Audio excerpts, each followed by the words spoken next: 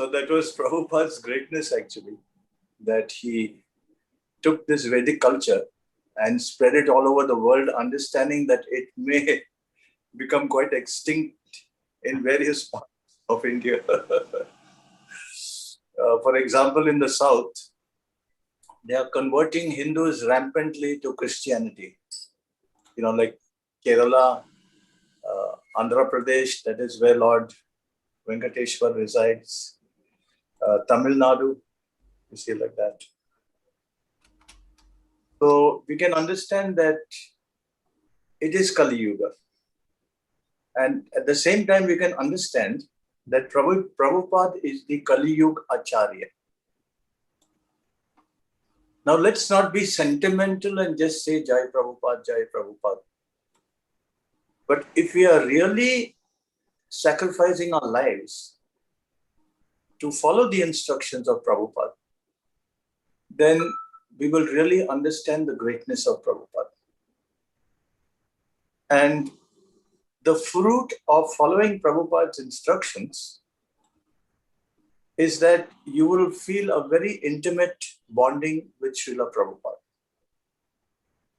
But like Srila Prabhupada said, he once told, I think, Gurudas Prabhu, that the Brijvasis are directly connected with Krishna in Vrindavan.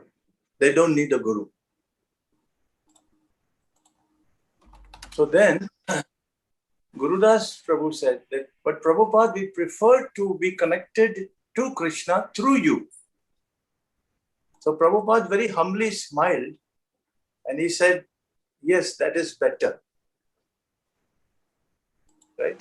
So that's very important actually. And Srila Prabhupada explained it, that the more one becomes the servant of the servant of the servant of the servant of the servant, the more pleasure one gets in serving in that capacity. Because when you are serving the servant of the servant, you inherit the pleasure that he gets from being the servant of the servant.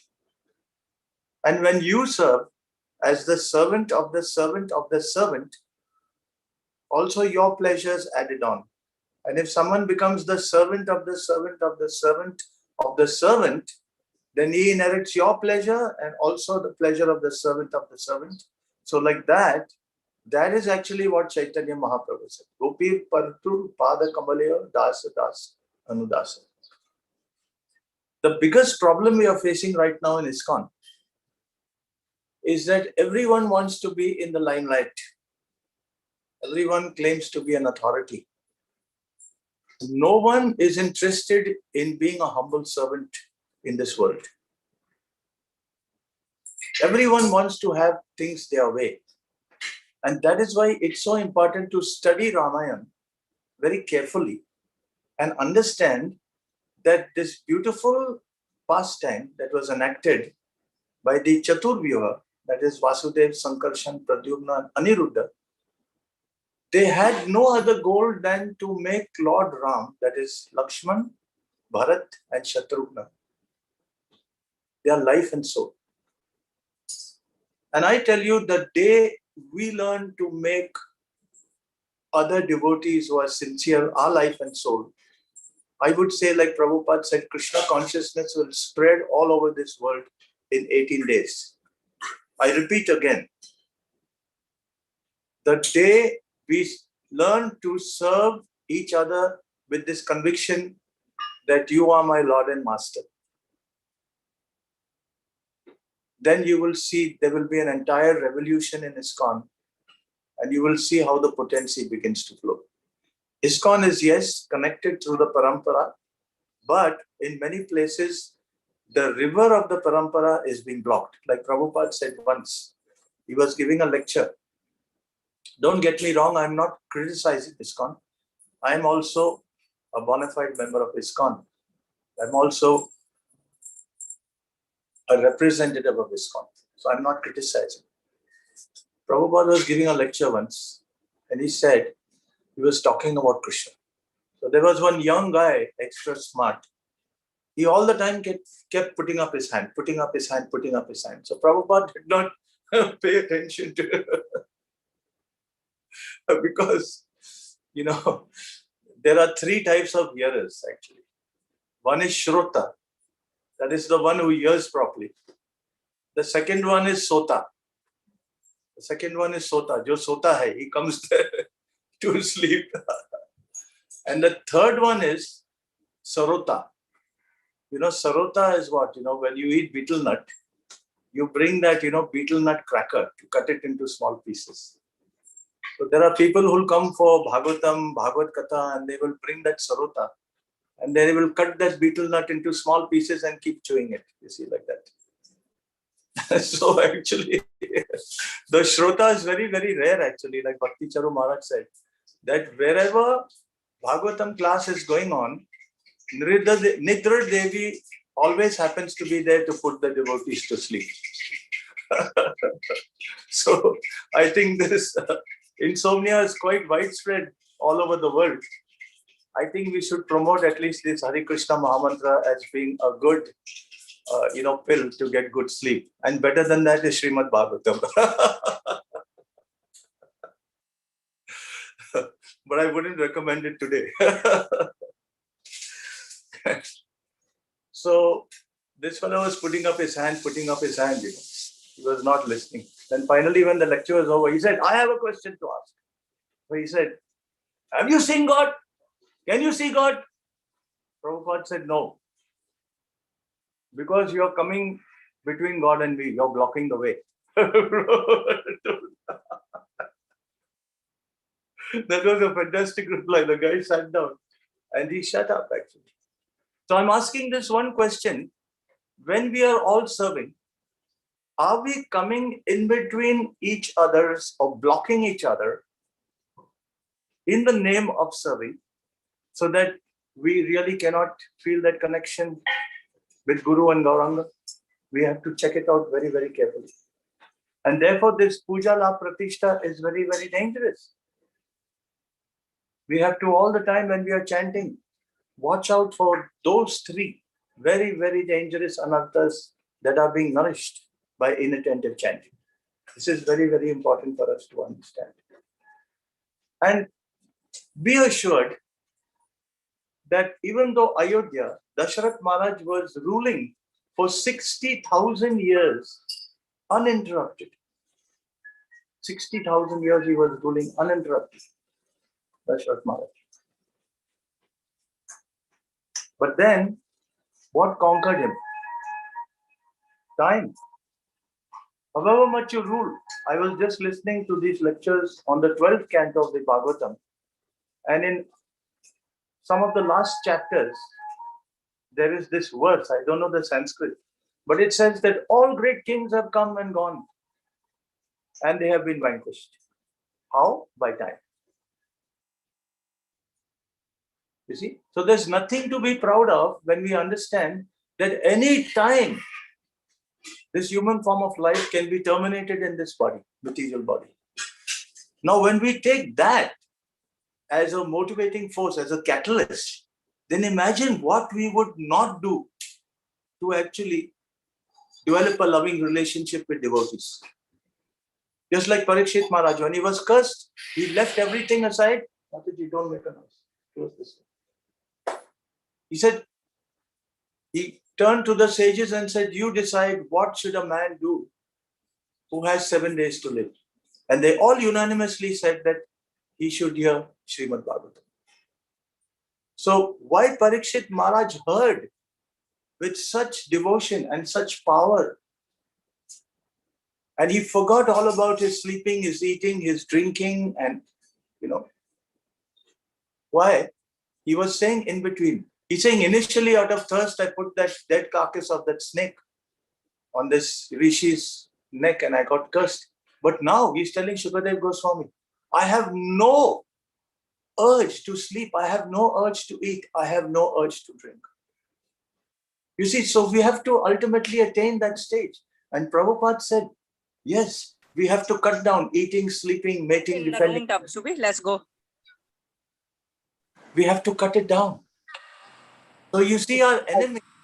Mother, you want to go in that Gita? Our enemies are our own anarthas. Please try to understand. And therefore, we need the help of each other. We are all like patients, or we are all like people who are stranded in a storm. And the moment you are lost in darkness and in a storm, the only hope you have is to reach your hand and get some support. And that is what you call the association of devotees. Association of devotees, yes, externally we wear on kurtas and dhotis and we wear on our kanti malas and we put on our tilaks and we go to the temple. But then, what is our objective of going to the temple? The objective of going to the temple is to again reinforce this philosophy of Lord Chaitanya, that I am the servant of the servant of the servant of the servant of the servant. So that is the most motivating factor actually in all of our spiritual lives. And it's a challenge. You see, because we have management. You see, a qualified manager will always look out for the good points in someone. And an unqualified manager will always look out for the faults and the weaknesses in someone and will highlight that. He says, Prabhu, you are not good at this, you are not good, you did like that, there's a complaint, you make that person so mad actually that, he will like completely lose his interest. And when I joined ISKCON, it was like that when I joined in 78. Any little thing you do wrong, they'll pick you up, they'll lambast you. Prabhupada said this, Prabhupada said that, whole lecture and all. It was crazy. I just wanted to run out of the temple. You understand? So that's not management. Because all those people who have been correcting me in those days, believe it or not, I don't like to sound offensive, but not one of them is actively practicing Krishna consciousness. So the point I'm trying to make is that this amanina manadena, respecting people, is very, very important. Amanina manadena, that is the most important instruction in the third verse, not the trinadapi shunichena and tarorapi saisnuna. That is there, but this is the basic which everyone can do. Someone may say that I cannot be lower than the straw on the street. Please don't ask me to do that. Or I cannot be more tolerant than a tree. I cannot. But I cannot deny the fact that I have to give respect to everyone without demanding anything from that. And that's why we go into Vaishnava Association, to learn like a good manager, to see even a spark within any devotee and encourage it. That's what Prabhupada did. That's exactly what Prabhupada did. And they said that the qualities of Lord Ram are so innumerable, they are more than the atoms in the creation. So innumerable are the qualities of Lord Ram. You cannot believe it. And Bharat, who himself is who? Anantashesh. He's Balaram. He considered himself to be the external pran of Lord Ramachandra. The external pran of Lord Ramachandra. He was supposed to be very wealthy in what? In his service to Lord Ram. He would not be a second, he would not keep a second away from Lord Ram. He was always with Lord Ram. And very possessively, he would be protecting Lord Ram. Lord Ram needed no protection actually. This is very important for us to understand. You see. So,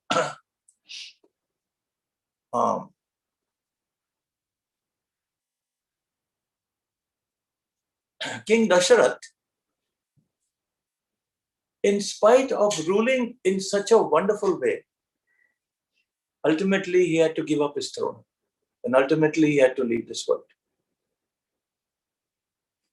Now, a very important point that we understand is that like when Srila Prabhupada, he was once walking with his disciples. And then he said that actually the freedom fighters in India, they gave their lives actually to drive the Britishers out and make India a free and independent country. So he said, who is done greater work? These freedom fighters or me? Prabhupada would sometimes ask very a kind of pointed question. It's amazing. So he said, who has done a greater job, these freedom fighters or me? So they could not answer, because if they said freedom fighters, it would sound like an offense or something. So they kept quiet. So Prabhupada said, me. He said, you know why? He said, see, the Britishers came and ruled India, and then they stole everything and went away. Whatever they could lay their hands on, they stole everything and went away. So he said, but they forgot one thing to steal, and that was actually Srimad Bhāgavatam. So when a press reporter asked him, was doing an interview with Srila Prabhupada in London, he said, Swamiji, what have you come for to London, to UK? What have you come for? You come to take some funds, you come to get some money, you come to... He says, no, I have not come for any of that. I've come to give you something. You come to give us something. He said, see, when y'all came to our country, y'all stole everything and left. But then you forgot to take something, the greatest wealth. So that press reporter said, no, we've taken the coin or jewel. We've taken the coin or gem. That was, their prized possession. So Prabhupada said, actually, this Srimad Bhagavatam, this wealth, I've come to give it to you. So you see, Prabhupada was a giver. He was not a taker. If you want to be happy in Krishna consciousness, you have to be a giver.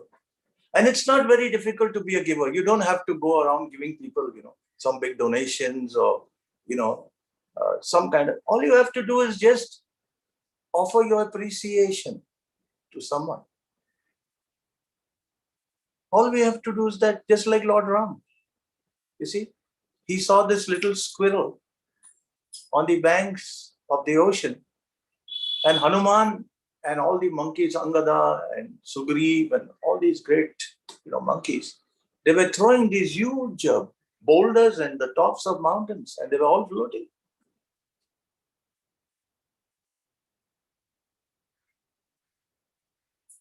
And then the small spider was there. He was just taking a little thing and taking a little. And Hanuman and all were kind of saying, this guy is getting in the way. We'll have to trample him if he doesn't move out then.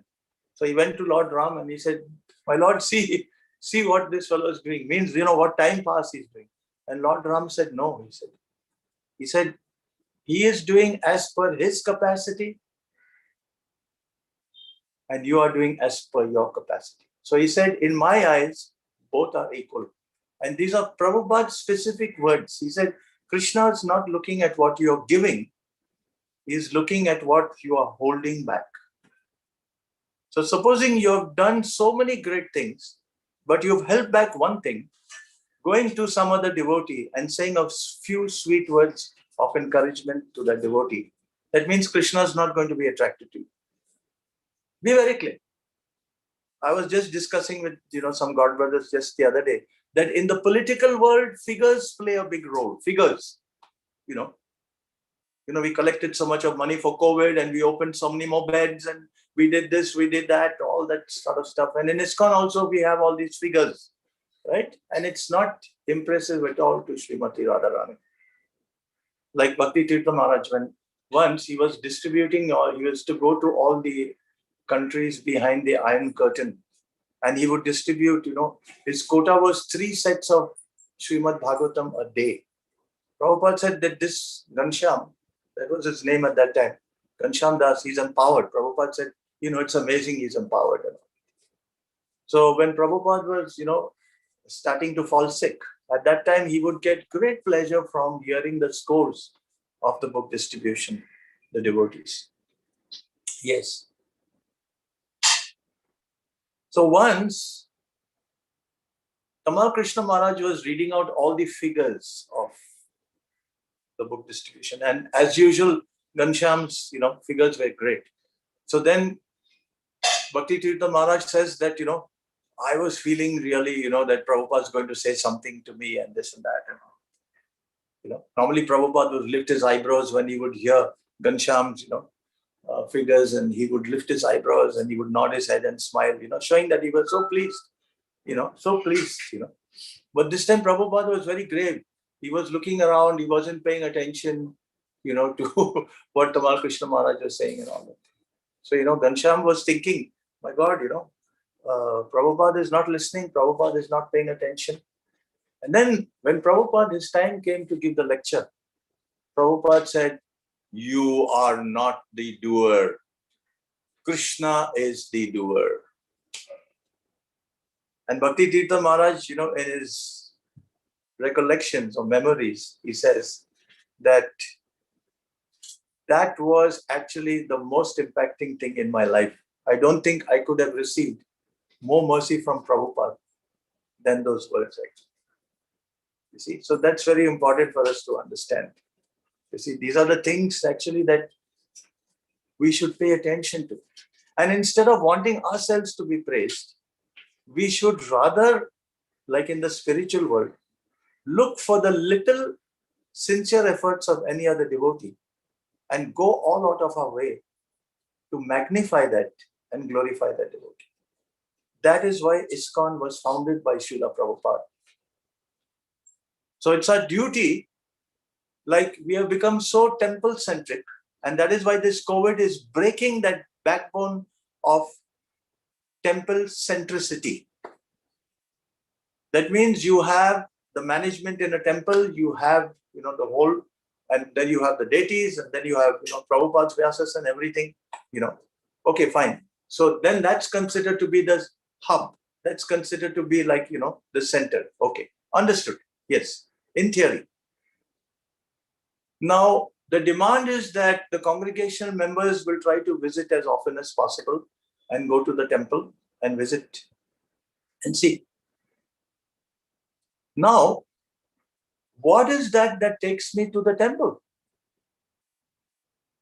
Does anyone know what takes me to the temple? I'm asking you, can any of you answer? What is that? I'm staying outside the temple.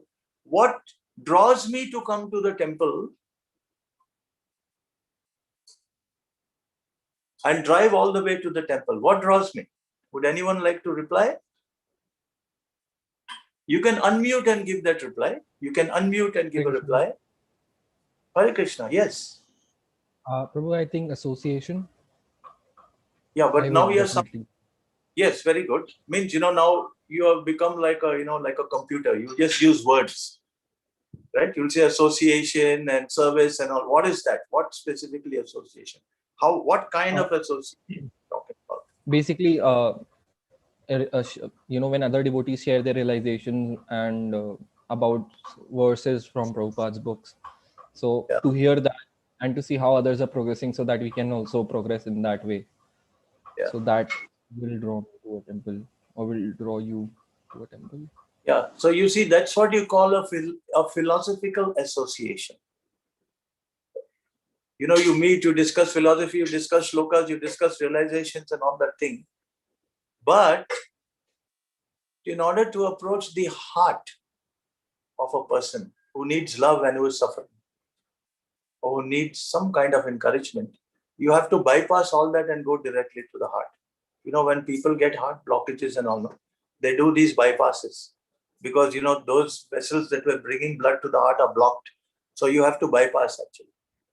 You heard of these surgeries, I guess, in New Zealand? Yeah. You understand? That's very, very important actually. I have repeatedly told devotees that whenever there is a program, look around for the one who looks the loneliest. Look around for the one who looks the least inspired. Look around for the one who looks, the most neglected. And make it a point that when the satsang is over, you go to that person and spend quality time with that person. So much so that when he's left the temple, he'll be singing and dancing. Does it happen in our temples? Is it happening? I ask you one question. Is it happening? Are we more conscious of how much of money is coming into the hundi boxes? Then why has Krishna put us in this condition with COVID where no funds are coming into the temples? Krishna is trying to show us that the essence of devotion is actually loving relationships between the devotees. The money will come and the money will go. That's why I mentioned about Dasharath Maharaj. For 60,000 years he ruled Ayodhya. But then what happened? All the tragedies started happening and then he left the world. Why don't you close the show? Let the door open. You see, because money is such an enticing entity, it's so deceptive. Just like I was coming now, I had so many calls because, even though I'm not a doctor, but, I'm a counselor. So I have so many calls, sir, can you arrange for my vaccination? I want it here. Then, sir, I need my, RT-PCR test, can you get it faster? All this whole thing, I barely get about 3 hours of sleep every day. Because, there's so much of demand from people, just this very close friend of mine, I just got his, he just sent me his reports and he's got, very advanced stages of cancer. It's spread all over its body.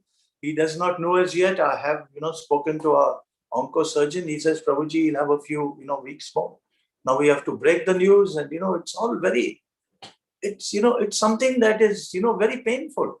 But that's what makes life so exciting and so fulfilling because you want to serve these people who need. And he sent me, he phoned me up and said, I will need your help to battle cancer. I said, anytime you call me, day or night, you can call me up. I will be with you. Don't think about what timing it is. That is the ecstasy actually of association. You give yourself wholeheartedly and unconditionally and uninterruptedly to someone who needs your association. You need not necessarily discuss philosophy. I've seen sometimes we preach, well, you chant 16 rounds. You read Prabhupada's books. You come for the satsang. I mean, what is that? What is that? The very fact that you're preaching that way means you don't even know what are 16 rounds. It's not like some bhaji pav you get. You pay 10 rupees, you get this bhaji pav. Come, eat it up. What happens after that? The fellow, he gets all these belches and he says, hey, what have you given me to eat? I'm feeling sick, yaar. You chant 16 rounds, follow 4 regular, do this. Where did Prabhupada preach that way? Read at the beginning, Prabhupada never preached that way. He never forced anyone to chant Hare Krishna. In fact, he was feeding them and he was doing kirtan. And after that, later on, he told them when they've initiated, now you must chant 16 rounds, observe 4. They said, Prabhupada, you didn't tell us anything.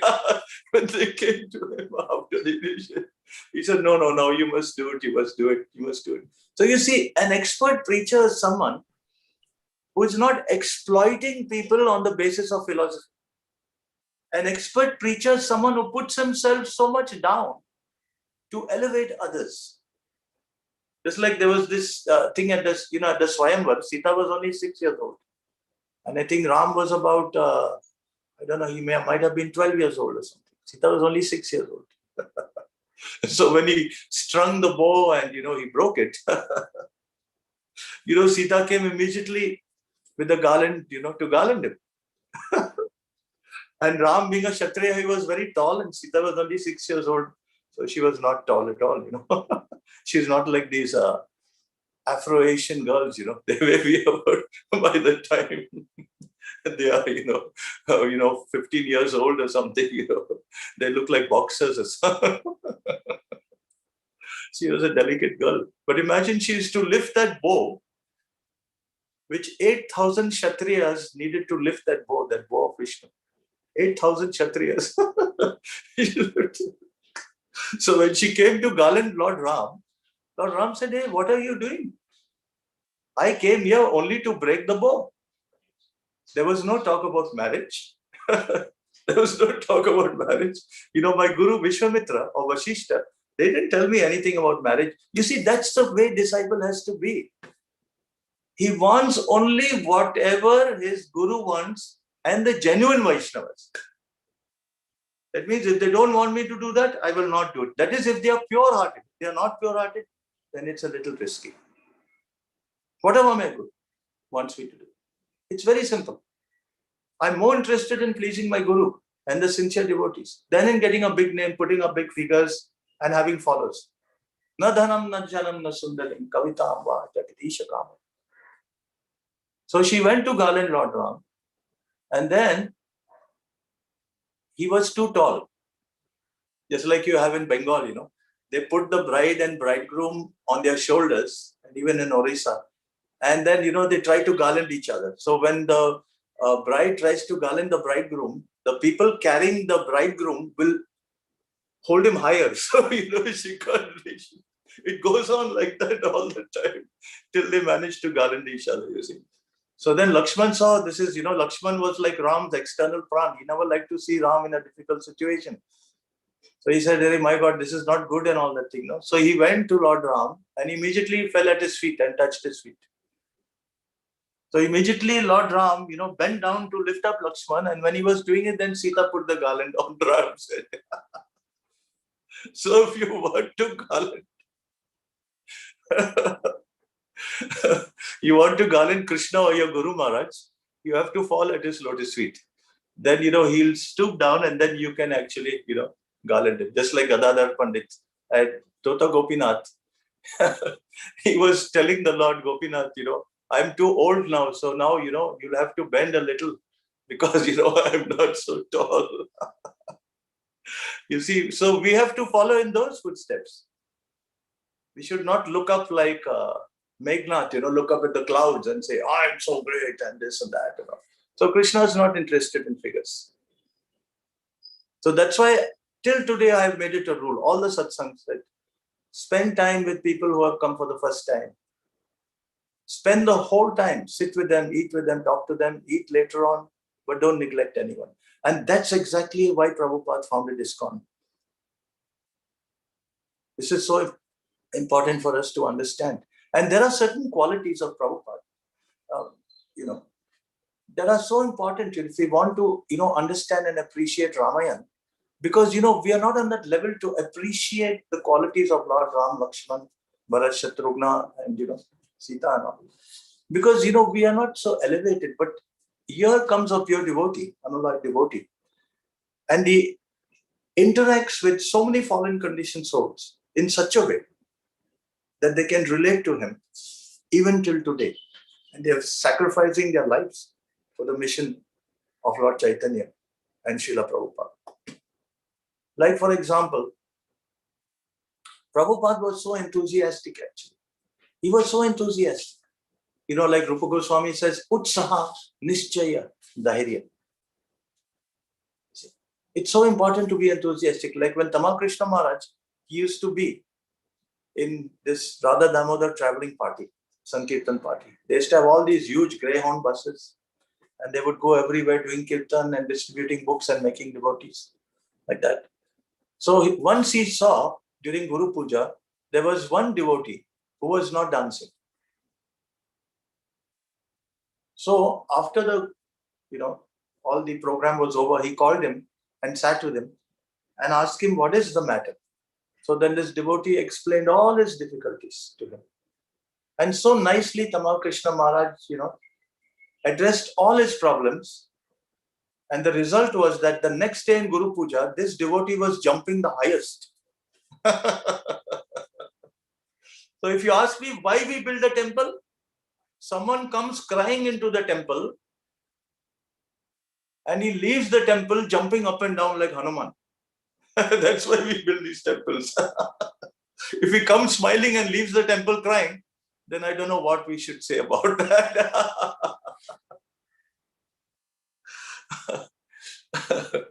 So you see, we have to be very, very particular about all these things. That means the moment we say we are a temple, it's a big, big responsibility actually. So Prabhupada was so enthusiastic that even at that age, when they would serve feast and all, Prabhupada would eat like anything, just to show the devotees how to honor prasad.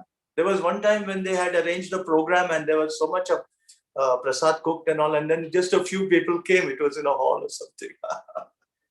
And then after that, they were very disheartened, the devotees, and they were saying that, my God, we sent so many invitations, only a few people have come. So Prabhupada said, doesn't matter, everyone sit down and start serving the prasad.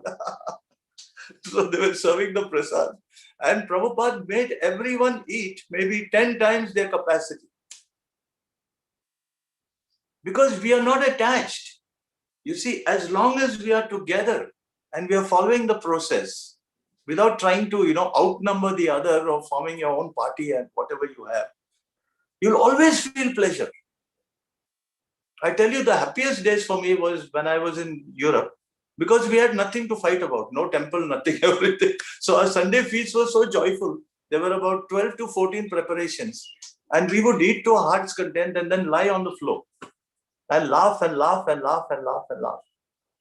You see, we had so much of sweet rice. Then after that was digested, then we would do kirtan, of course. Then after that was digested, we would go again and have another sitting of sweet rice, another session. So like that, sometimes we would go on whole night eating sweet rice, and then, in the room, we would do kirtan, and then the next morning we would go directly for Mangalarati. But that is the proof of the fact that Kevala Ananda Kanda. If the devotees are bonded with each other in this process of chanting, taking prasad and all, that's what you call actually an ISKCON temple. It's very important for us to understand. Extremely important for us to understand. Yeah. So at this program, Brahmananda was there, and he had a big body, Brahmananda. So Prabhupada made him sit down, and then he made one devotee keep putting gulab jamuns into his mouth. So he made Brahmananda, he said, open your mouth. So Brahmananda opened it, then he said, put gulab jamun, put gulab jamun. So Brahmananda had to just keep opening his mouth. Someone would put a gulab jamun, then he had to munch it, then he said, again open. Prabhupada was doing all this. And then after Brahmananda got so stoned, he was on the verge of fainting actually. He got so stoned on eating gulab jamuns, you see. So you see, in every situation of life, if we are bonded with devotees, there is always ecstasy available. There is always shelter, there is always support, there is always fulfillment available to anyone and everyone. And our duty, if we are more advanced or if we are more senior, to see that everyone actually is swimming in that ocean of nectar. It's so important for us to understand this point actually. It's really very important. Because the Ramayana is nothing else but surrender and sacrifice. Nothing else. Sita, she says, no, I don't want to stay in the palace. Ram said, no, you cannot come. Please don't come. There are all, man-eating rakshasas. They're all wild animals. It's dense jungle. Your lotus feet are so soft. There are thorns and all kinds of poisonous plants and insects and dangerous, reptiles and all. She said, no, I would rather actually be with you. Now, what does it mean to say such a thing, to take such a boring decision? Because the pleasure that you get in being bonded with someone in service, you will throw away everything, but not that service. That's so important. Yeah. So the thing is that in ISKCON, you get two things free over the years. You get prasad and you get gali. We have to accept. Anytime you can be chastised. Okay? That's okay. It's part of the game. And prasad. You'll get free prasad. At least so far, I think, it's free prasad, whatever it is. Yeah. But the ones who got chastised by Prabhupada, they cry till today because they remember that, and they are more than convinced that that was his most special, causeless mercy upon them. If your authority is bona fide, and if he loves you, then if he chastises you, later on you will understand that was his causeless mercy. Like Prabhupada said, he says that the spiritual master will not chastise a weak devotee because he understands that he will leave Krishna consciousness. He will chastise a very strong devotee. He'll give him a very strong installment of his mercy. We have to understand that. It's very, very important for us to understand. Like you see, Prabhupada, he was very, very enthusiastic. The other thing was that he was very humble. We see here also in the case of Lord Ramachandra. He was so humble. He was already, proclaimed to be the crown prince, to be the king. And then the next day, he's already leaving for the forest. Now that is what you call character. Personality means what you put and present to the public. And character is what you are in private. You see, all today, people, they present their image in such a great way because they pay the media. They will only promote those aspects of themselves which they know the public will like. But if you see in their private lives, it's horrible. They have to be taken off their posts. They have to be voted out of power. But character is what you are 24 hours. And you don't put on any act. You are just naturally that way. Even if I have bad qualities, it does not matter because those bad qualities are actually all an illusion. They are inexistent. The good qualities are the reality. So therefore, a good manager will look at your qualities and encourage you. I was reading this one statement about Lord Krishna saying that if he sees a small spot of goodness in any devotee, or even a sinner, he will look upon that as a huge universe of goodness. And he will only pay attention to that. And I see that nowadays in my life, I always try to follow that policy. I somehow try to follow. And I think it's so important actually. And it's so nice actually. Because then if you just see a little goodness in someone and then you handle them on that basis and all that kind of stuff and all. You see the way people respond after that. On their own, they realize that, these are my anarthas. It's like that. But we should not become anartha conscious. We should rather try to encourage others to advance in Krishna consciousness. And advance how? Like Srila Radhanath Swami Maharaj says, the family that stays together, that prays together, stays together. And the family that dances together, advances together. So we are all here to dance with each other and advance together, even in these COVID times. Maybe the COVID virus will also join us in that, because I think the COVID virus is feeling quite bored actually. Everyone's attacking this virus, with all these vaccines and all. Yeah, so this is very important for us to understand. Now, the other thing is that Prabhupada was always very encouraging. Just like once, Shyam Sundar Prabhu came to him and he said, Prabhupada, I've got very bad news for you. So he said, why? What happened? Prabhupada said. He said, Prabhupada, actually, I have to go to jail. He was wondering, Prabhupada will, disown me and say, my God, you have spoiled my name. Prabhupada said, oh, go to jail, huh? Oh, he said, okay, no problem. He said, Krishna was born in jail. Prabhupada said, Krishna was born in the jail. So he said, Prabhupada, actually, yes, thank you for encouraging me. But, I was involved before joining you. I was involved actually with drugs and all that. So Prabhupada said, I was also involved with drugs. So he said, really, Prabhupada? He said, yes, I also had a pharmaceutical business. It was called Prayag Pharmaceuticals. I was also involved. So you see, Prabhupada always saw the positive side of everything. And that's why you see Lord Ram also, he always saw the positive side of everything. The pure devotee is nothing else but another manifestation of the Lord. He always saw the positive side of everything.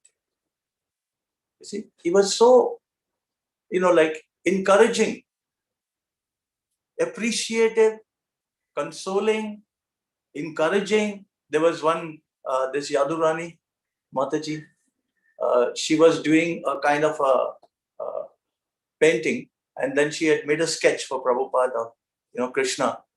And Srimati Radharani is, with Krishna, and then she has a garland. But in that painting, in that sketch, she shows that the garland is away from Krishna. That means, supposing now, if Radharani is sitting next to Krishna, she is, like this, wants to give him the garland. But actually, she's looking the other way. Means, the garland, her hand is the other way. So then Prabhupada asked her, why is Radharani's hand the other way? Does she have another boyfriend? Prabhupada asked her. Does she have another boyfriend that she's giving this garland to? So this Jadurani felt very bad. Then Prabhupada could understand, that, she'd feel quite disheartened. He said, no, actually, you have done correctly. He said, Prabhupada, no, I'm wrong. He said, no, you've done correctly. Because you've sketched this so nicely that therefore Srimati Radharani is offering you this garland in appreciation for your good painting. So you see, Prabhupada knew exactly how to encourage people. And that's what we learned from the Ramayana, actually. It's so important, actually. So important. But when you see, when two or more people come together, there's always going to be some kind of disagreements or some kind of clashes, all that kind of thing. But if Lord Ram is in the center, then all those things add to the flavor, just like when you're cooking.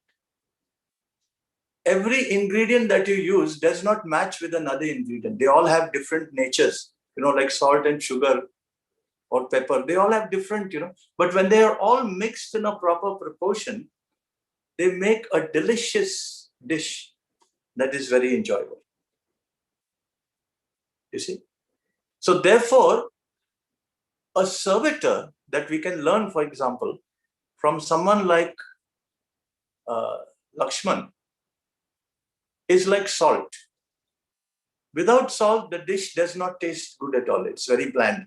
But with the salt, it tastes so nice, but you can never see the salt. Everyone can see, you can see the vegetables, you can see the spicing, you can see the rice, you can see all the different, ingredients, the paneer and all that, but no one sees the salt.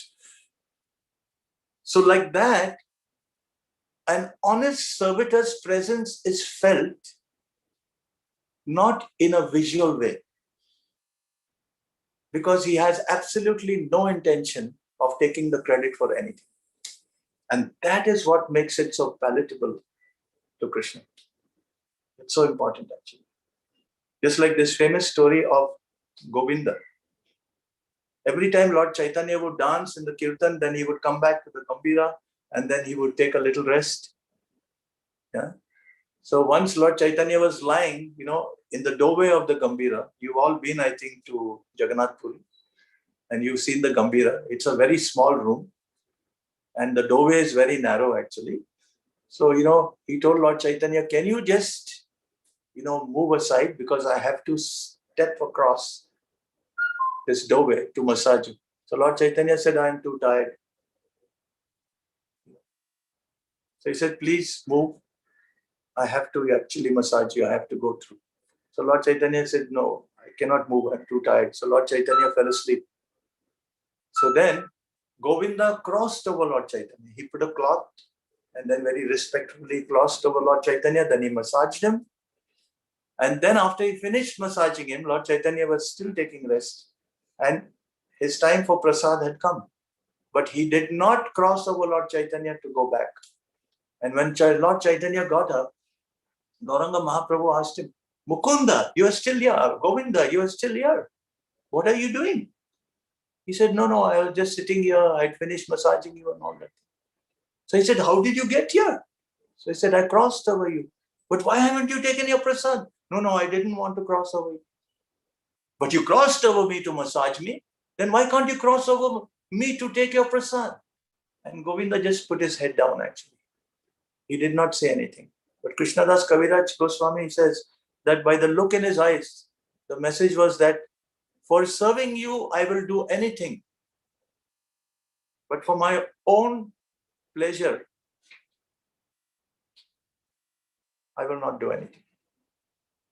You see, so these are the things that we need to inculcate by studying the pastimes of Lord Chaitanya. Like you see, Hanuman, he came again as Murari Gupta. You see?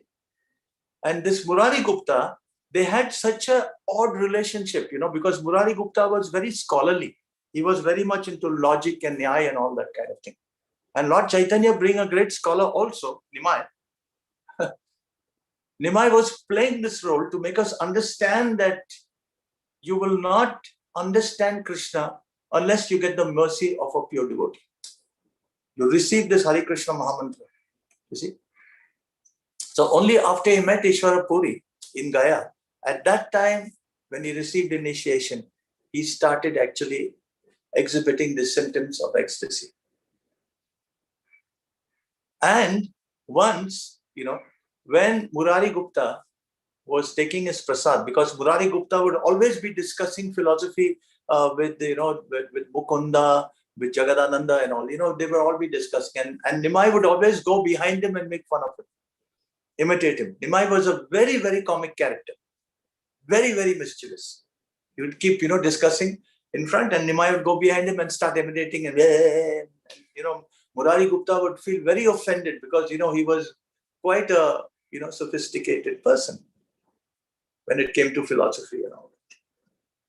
So one day, Nimai said, you will see. Wait and see, wait and see. So Murari Gupta did not know anything. So one day when Murari Gupta was taking his prasad, Nimai dressed up, in such a way that no one could recognize him. And then he went to where Murari Gupta was taking his prasad, and he went closer and closer and closer and closer to him. And then all of a sudden, he started urinating in his plate. So Murari Gupta said, hey, what are you doing? What are you doing? Who's this? Why are you doing this? This is prasad. Why are you? And then Nimai just urinated, and he laughed and he ran away. So then Murari Gupta could understand this can only be Nimai. It can't be anyone else. So he went running to Jagannath Mishra's house, and he saw Nimai was sitting very innocently on Jagannath Mishra's lap and smiling. So then he could understand that, Nimai is the Supreme Personality of God. So he offered his obeisances and he went away. He didn't fight with it. He could understand. But what he could understand, he learned from that, was that when you try to add jnana or karma to pure devotion, it's as good as eating a delicious preparation, but with urine in it. So therefore, we have to be very, very careful in our relationships with each other. Because through association, if we do not cultivate this attitude of being the servant of the servant of the servant, we will ultimately become plagued by these urges to be the controller of the controller of the controller. And you see here, Lord Ram, he immediately accepted and he was ready to go off to the forest. He was ready to go because he was completely unattached. All he knew was, I'm ready to sacrifice anything for my father's happiness and peace of mind. Because Dashrath was feeling so bad. It was a high voltage drama. Every day we have from 8 o'clock to about 10 o'clock, on Zoom, readings from the Krishna book. And it's not just reading, in between then, I explain it in a drama form with all illustrations and, live life examples and all this. And they're all children. Most of them all very young. You won't believe it. They sit for 2 hours. This has been going on for 3 months now. You won't believe it. And the group is growing like anything. They're bringing more and more of their friends and all that, kind of thing. You know why? Because Krishna is being presented in a way in which people can relate to him. You're not changing anything. But you take examples from Krishna's life and then you make them understand in terms of their life, and they find it so tangible. They find it so attractive. Please try to understand. This is very, very important. Why Prabhupada is so famous? Because his behavior was so tangible. It was so tangible. Like there was this one Mataji. She was making samosas for Prabhupada because Prabhupada had to travel. So she was making the samosas and then putting them, in his in that big dabba. So then Prabhupada came into the kitchen and then he started eating one samosa after the other. Every time she would put, 2 samosas, in the dabba, Prabhupada would take it and eat it. Said, Prabhupada, you're eating up everything. You won't have anything left for the way. No, Prabhupada said, it's very nice. It's very nice. It's very delicious. I can't stop eating it all. I really love Prabhupada. He's so spontaneous and so natural, Isn't it, Ambarish Prabhu? Yeah, wow. Yeah, it's so natural, so natural, just like Krishna. Krishna is so natural. If you meet him, no airs, no kind of, reservation. So natural. Amazing. So then, this Mataji, she got quite boosted. So she said, Prabhupada, whose cooking do you like the best? Who's your favorite cook? So you know what Prabhupada replied? Prabhupada said, myself. Rama said, I like my cooking. So she got a big jhatka. So in a memory, she writes, she says, yeah, Prabhupada immediately knew how to give you a jhatka when your ego was, It's really amazing, I tell you. So, that's why, as I said, this verse, this Trinadapi Shulichena Tarorapi Saishruna Amanina Manadena, Kirtaniya Sudahari. It's actually so important, actually, to be able to understand that. You see? Now, in devotional service, we have to be ready for anything. The sky's the limit. You should be ready for, Prabhupada said,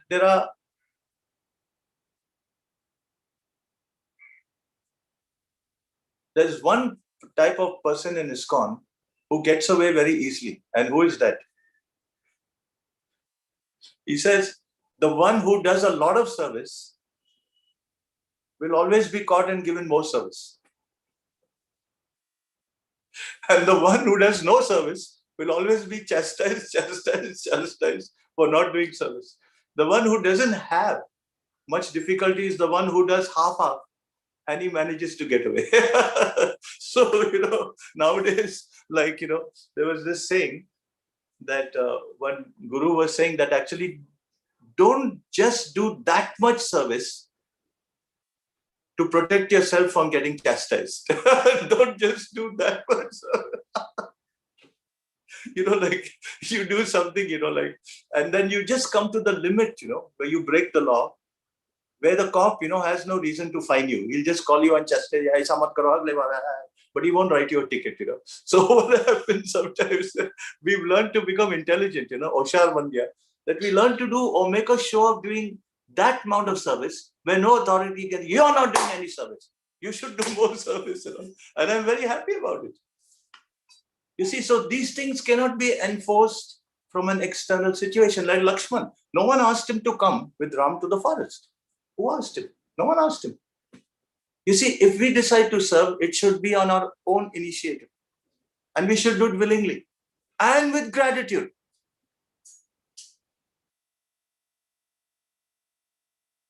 And with appreciation that, my God, I'm indebted to this person, that this person has accepted my services. Now imagine if you are indebted to your spiritual master or to any Vaishnava for that reason, for engaging you and making you feel so nice about it. What is there to stop you from giving your life for this person? Prabhupada never said more. He never said. Of course, sometimes it was humorous, like, Shuddha Kirti Prabhu says that, once a devotee gave him $100,000 or something as a donation. So this devotee brought it, and gave it to Prabhupada, And when she gave it to Prabhupada's servant, and Prabhupada's servant actually, gave it to Prabhupada. And, Prabhupada counted it and said, 100,000. And Prabhupada was, said, Prabhupada, wow, what a huge donation, big donation. And you know what Prabhupada said? He could have easily given $108,000. That was Prabhupada's humor, It's not that he was, demanding or dissatisfied, but he said it in a very, he could have easily given $108,000. So, that was humor. You see, that's humor. That's rasa. When you're with devotees, it's rasa. I remember once I was sitting with Mukunda Maharaj and Kirtiraj Prabhu. This was, in June. That time I was, on the management council there. I had too many responsibilities. And those times, they were such elevated devotees. Kirtiraj Prabhu was one of the main pillars of preaching in Russia. When, people were being put in concentration camps. He and Harikesh Maharaj, who was my first Shiksha Guru, by the way. He was the one who brought me to Krishna consciousness. He and Sachinandan Maharaj, who was a brahmachari at that time. And we were sitting in Govinda's, Mukunda Maharaj, Kirtiraj Prabhu and myself.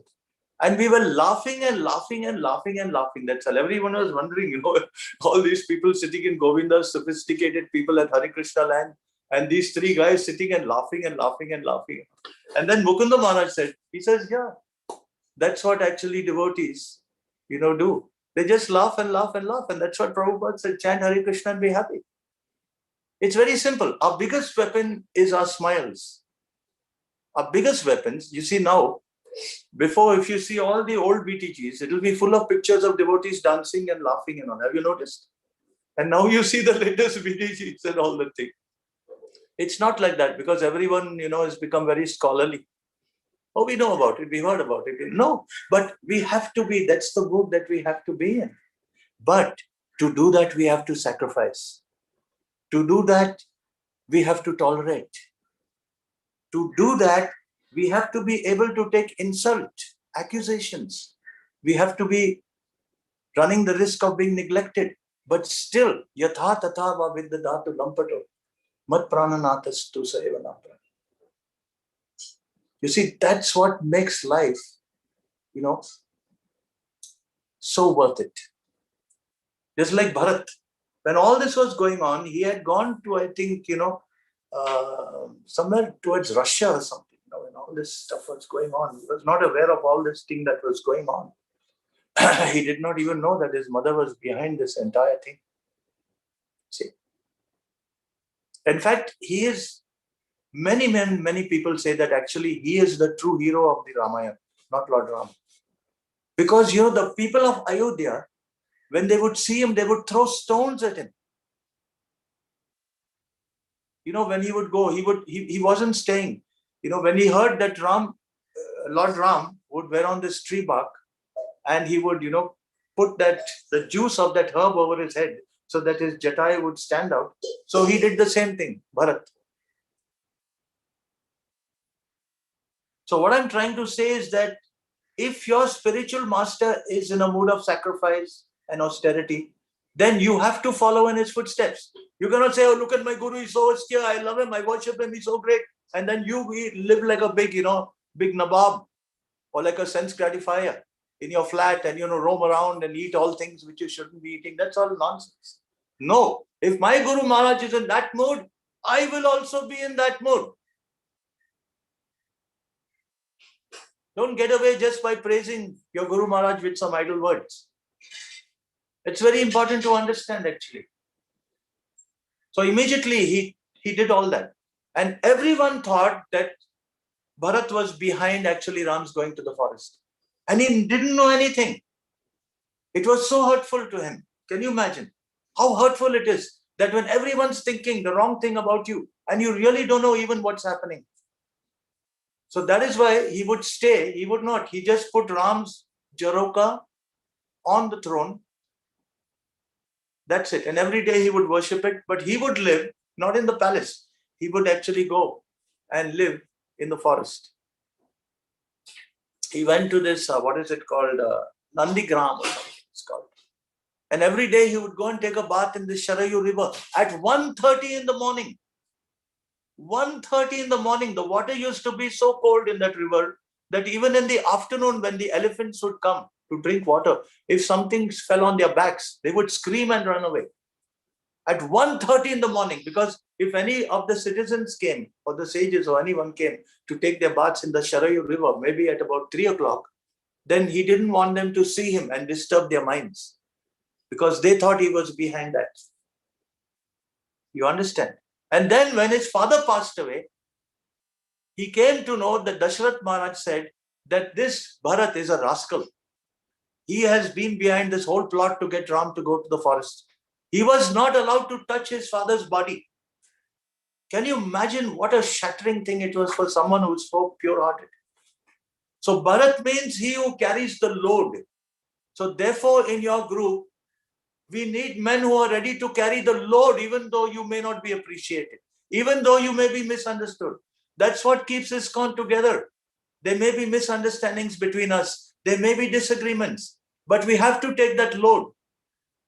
And we have to go ahead with our mission. Not take revenge or, be disheartened and say, I'm no more this and no more that. No.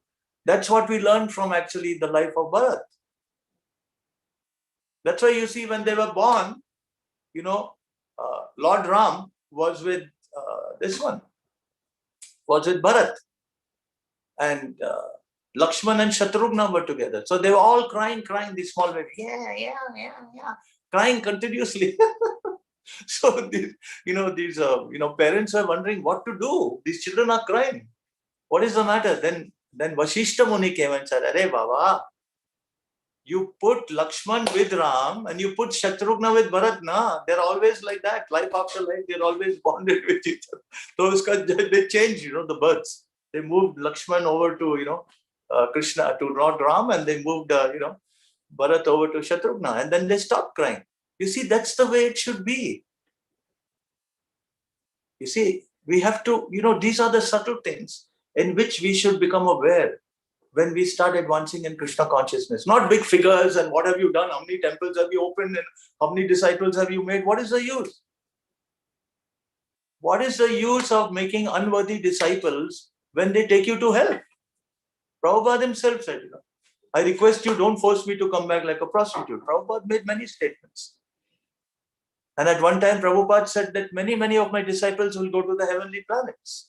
He said like that. So Shivram Maharaj, was questioned on this. So Shivram Maharaj said the mood of Prabhupada's disciples at time was that enjoyment. So, if there's enjoyment mood, with a subtle material tinge, then, we can go to it. So then the question was asked, then what about Golok Vrindavan? He says, yes, so therefore we have to change our attitudes. We have to change our priorities. We can do it right now at this moment.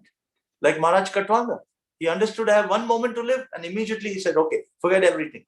Parikshit Maharaj, 7 days more to live. Okay, leave my kingdom, leave my family, everything. I'll settle them all properly, and then I will go and sit on the banks of the holy river. And with all the sages, I will listen to Srimad Bhagavatam. So we have to do that now, because it's a COVID time. And you can see, I came late, I'm sorry, but I heard you were discussing about all this COVID thing. According to me, it's a Adi Daivik Klesh. It's not an Adi Bhautik Klesh. It's an Adi Daivik Klesh because the higher authorities are realizing the first way to break down this backbone of sinful civilization all over the world, even in India, is to hit on the finances. People who are corrupt, you hit on their finances and then they become weakened. People who are pure, they become stronger actually. They become more empowered because they see this as an opportunity to serve. So just try to understand, we are not coming to ISKCON or we are not part of Prabhupada's movement to have good times. Good times are actually in the spiritual world.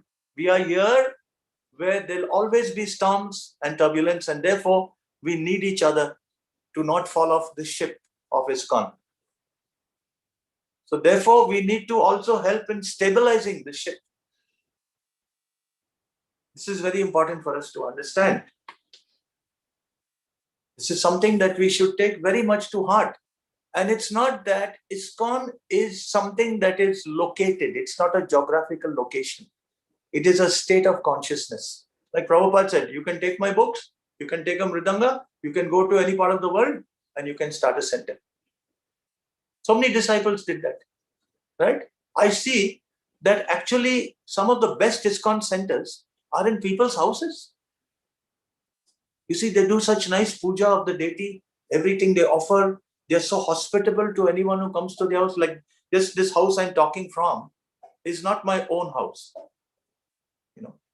So this is in a house in a family that it's a Gujarati family, and Mataji is initiated by Radhanath Maharaj.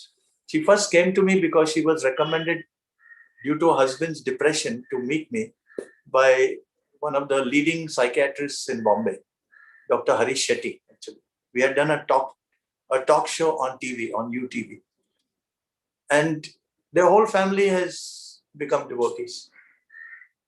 So I come here and I take my prasad, Every day I make my calls, in the evening. Such a wonderful family. And it's so enlivening and enlightening because, their two daughters, one is married to a Muslim. It's a love marriage, one of the daughters. But you won't believe it. He's such a wonderful person that he never stops her from practicing her Krishna consciousness. They just went to Mayapur recently. She went to donate some gold earrings for Lord Nrsimhadev.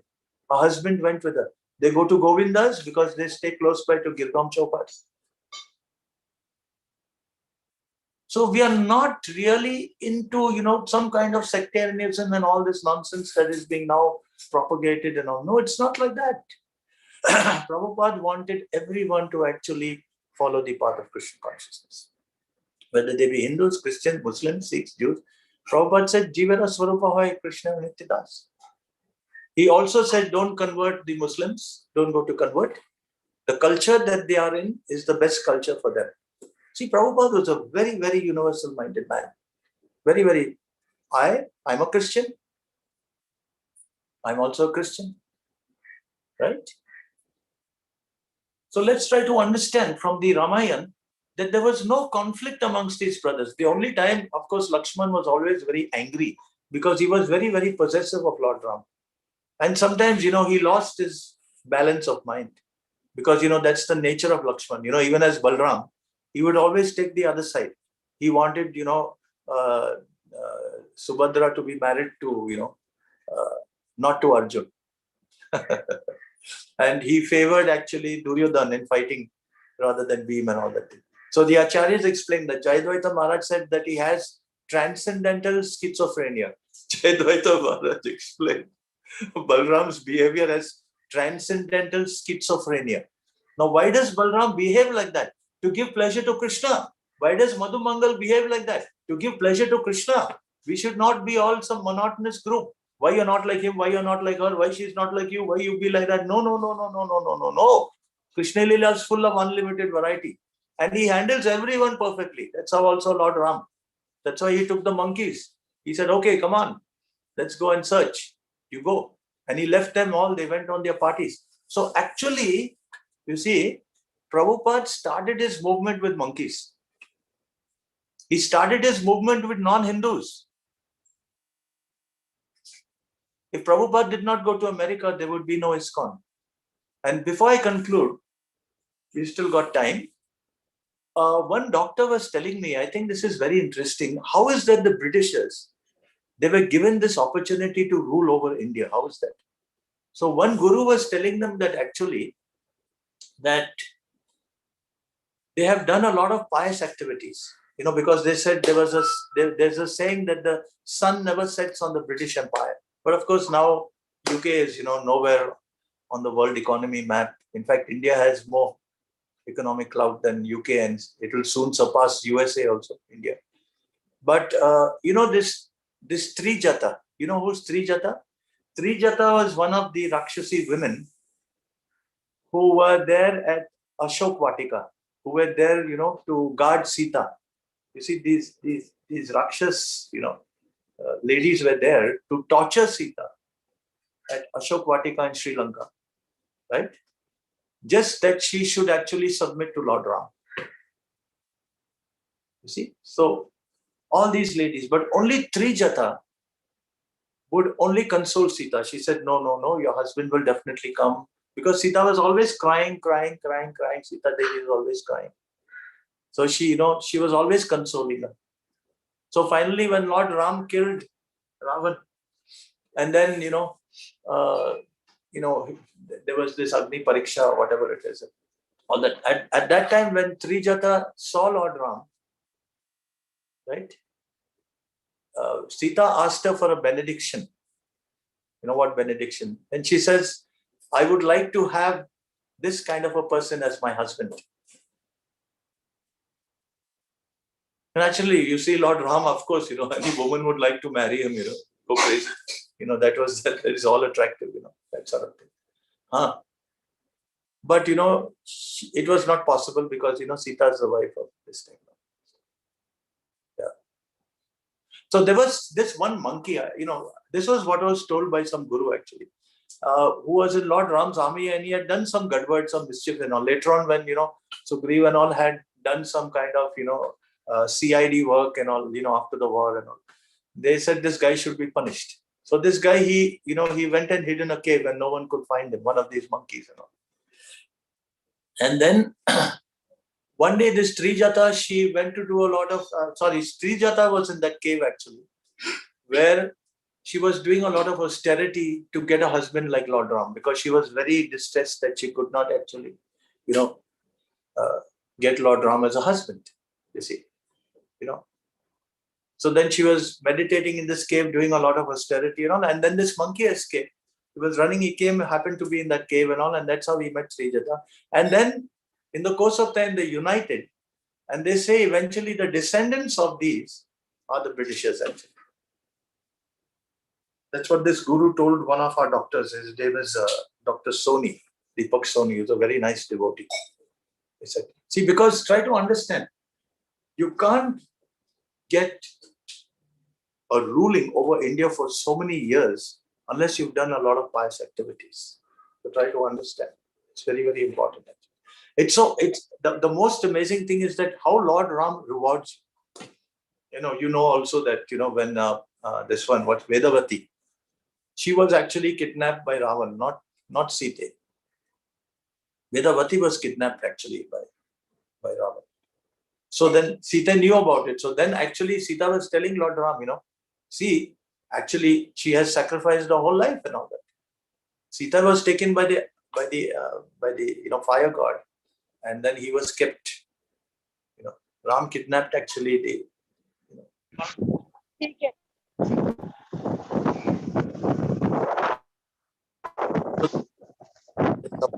He unmuted it.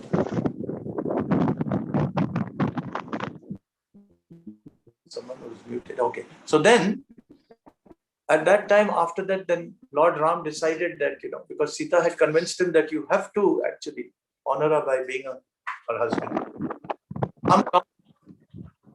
Lord comes there,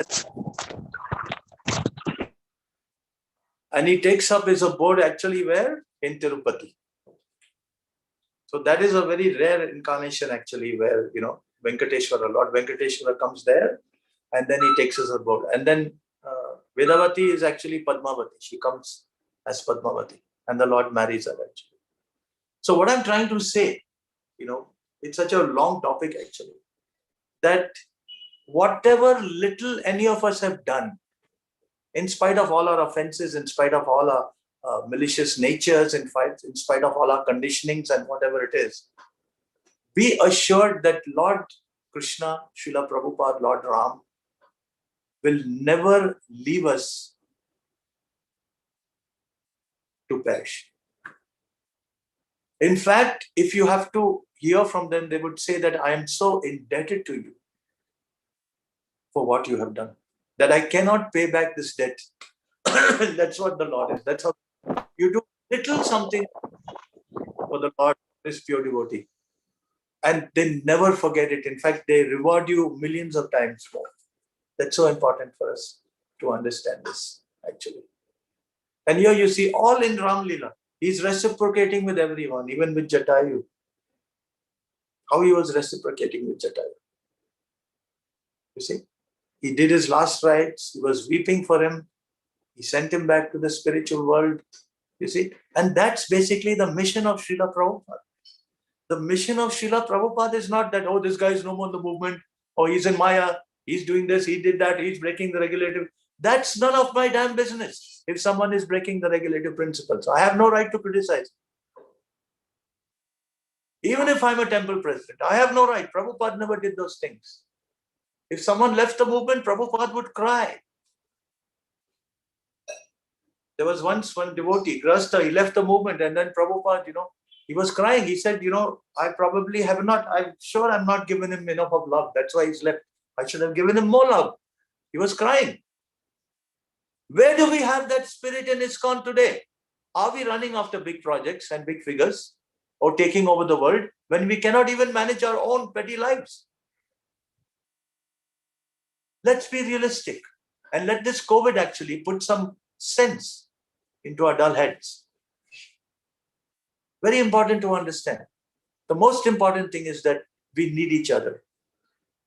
We are caught in such a difficult situation right now, but it's a beautiful situation because it is forcing us to come together and take shelter.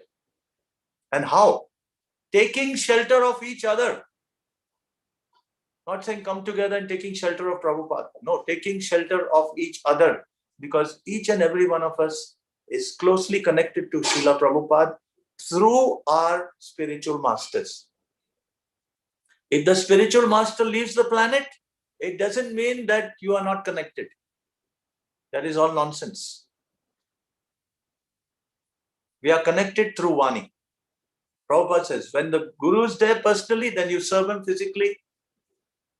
But then when he leaves, you have to serve him through his Vani. See, it's very, very simple. Prabhupada's teachings are very, very simple. And therefore, in any institution or organization, the power struggle always brings problems, just like in the Roman Catholic Church. The popes, they became addicted to wine, to women, to power.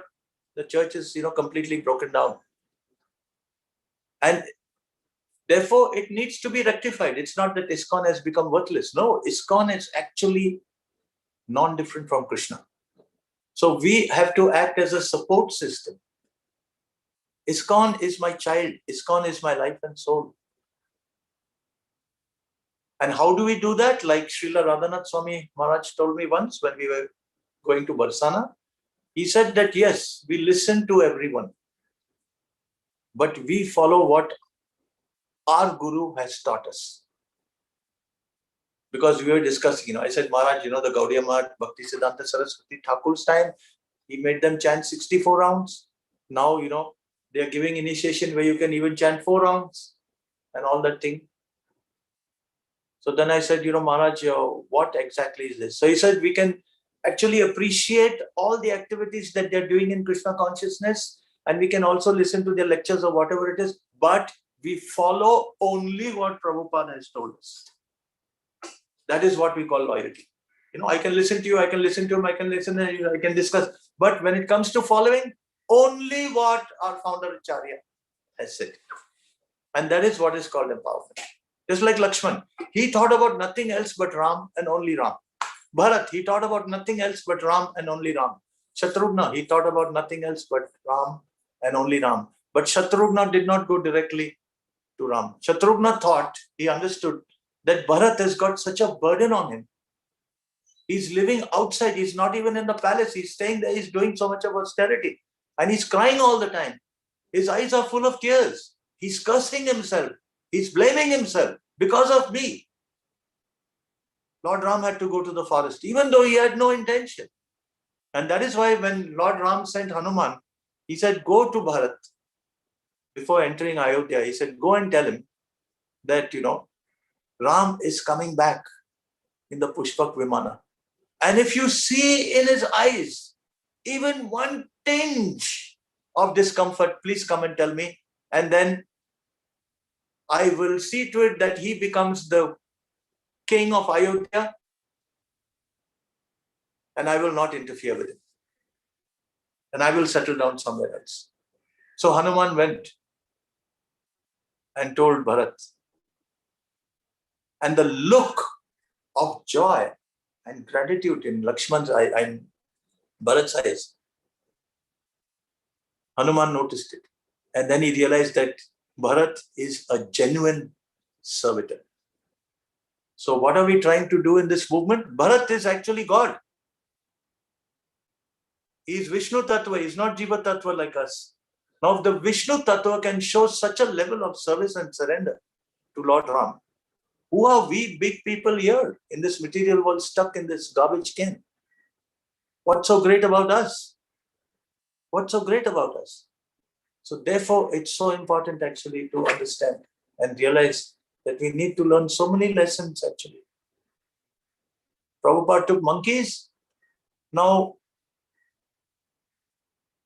if someone just follows, one becomes empowered. You won't believe it. There are so many people who are waiting actually for association, who are waiting for association. There are so many people, but we are so busy with ourselves that we don't have time to give them association. The temple has to go forward to the public through the congregational devotees. Therefore, the congregational devotees have to be respected. They have to be honored. They have to be protected. They have to be encouraged. They have to be appreciated. That's what actually I was told by Kirtanananda Maharaj, who was my first spiritual master. What was Prabhupada's idea of having the life membership program? He said that the life members will stay outside the temple. They will come. They will offer their services. They will collect funds. They will bring more life members. And all the congregational members are also staying outside the temple. They will attend the temple on a Sunday. They will join for festivals. And then he said, those who are living within the temple, they will also serve together. So he said that those who are living outside the temple, when they unite and cooperate to serve the Lord, even though they are staying outside the temple, and those who are staying inside the temple, when they unite and cooperate to serve the Lord's mission, staying in the temple, what did Prabhupada say? They both get equal benefit. I repeat again, they both get equal benefit. And then Kirtanananda Maharaj said that if the temple insiders and the temple outsiders, if they fight, disagree, then who suffers? Prabhupada, Krishna.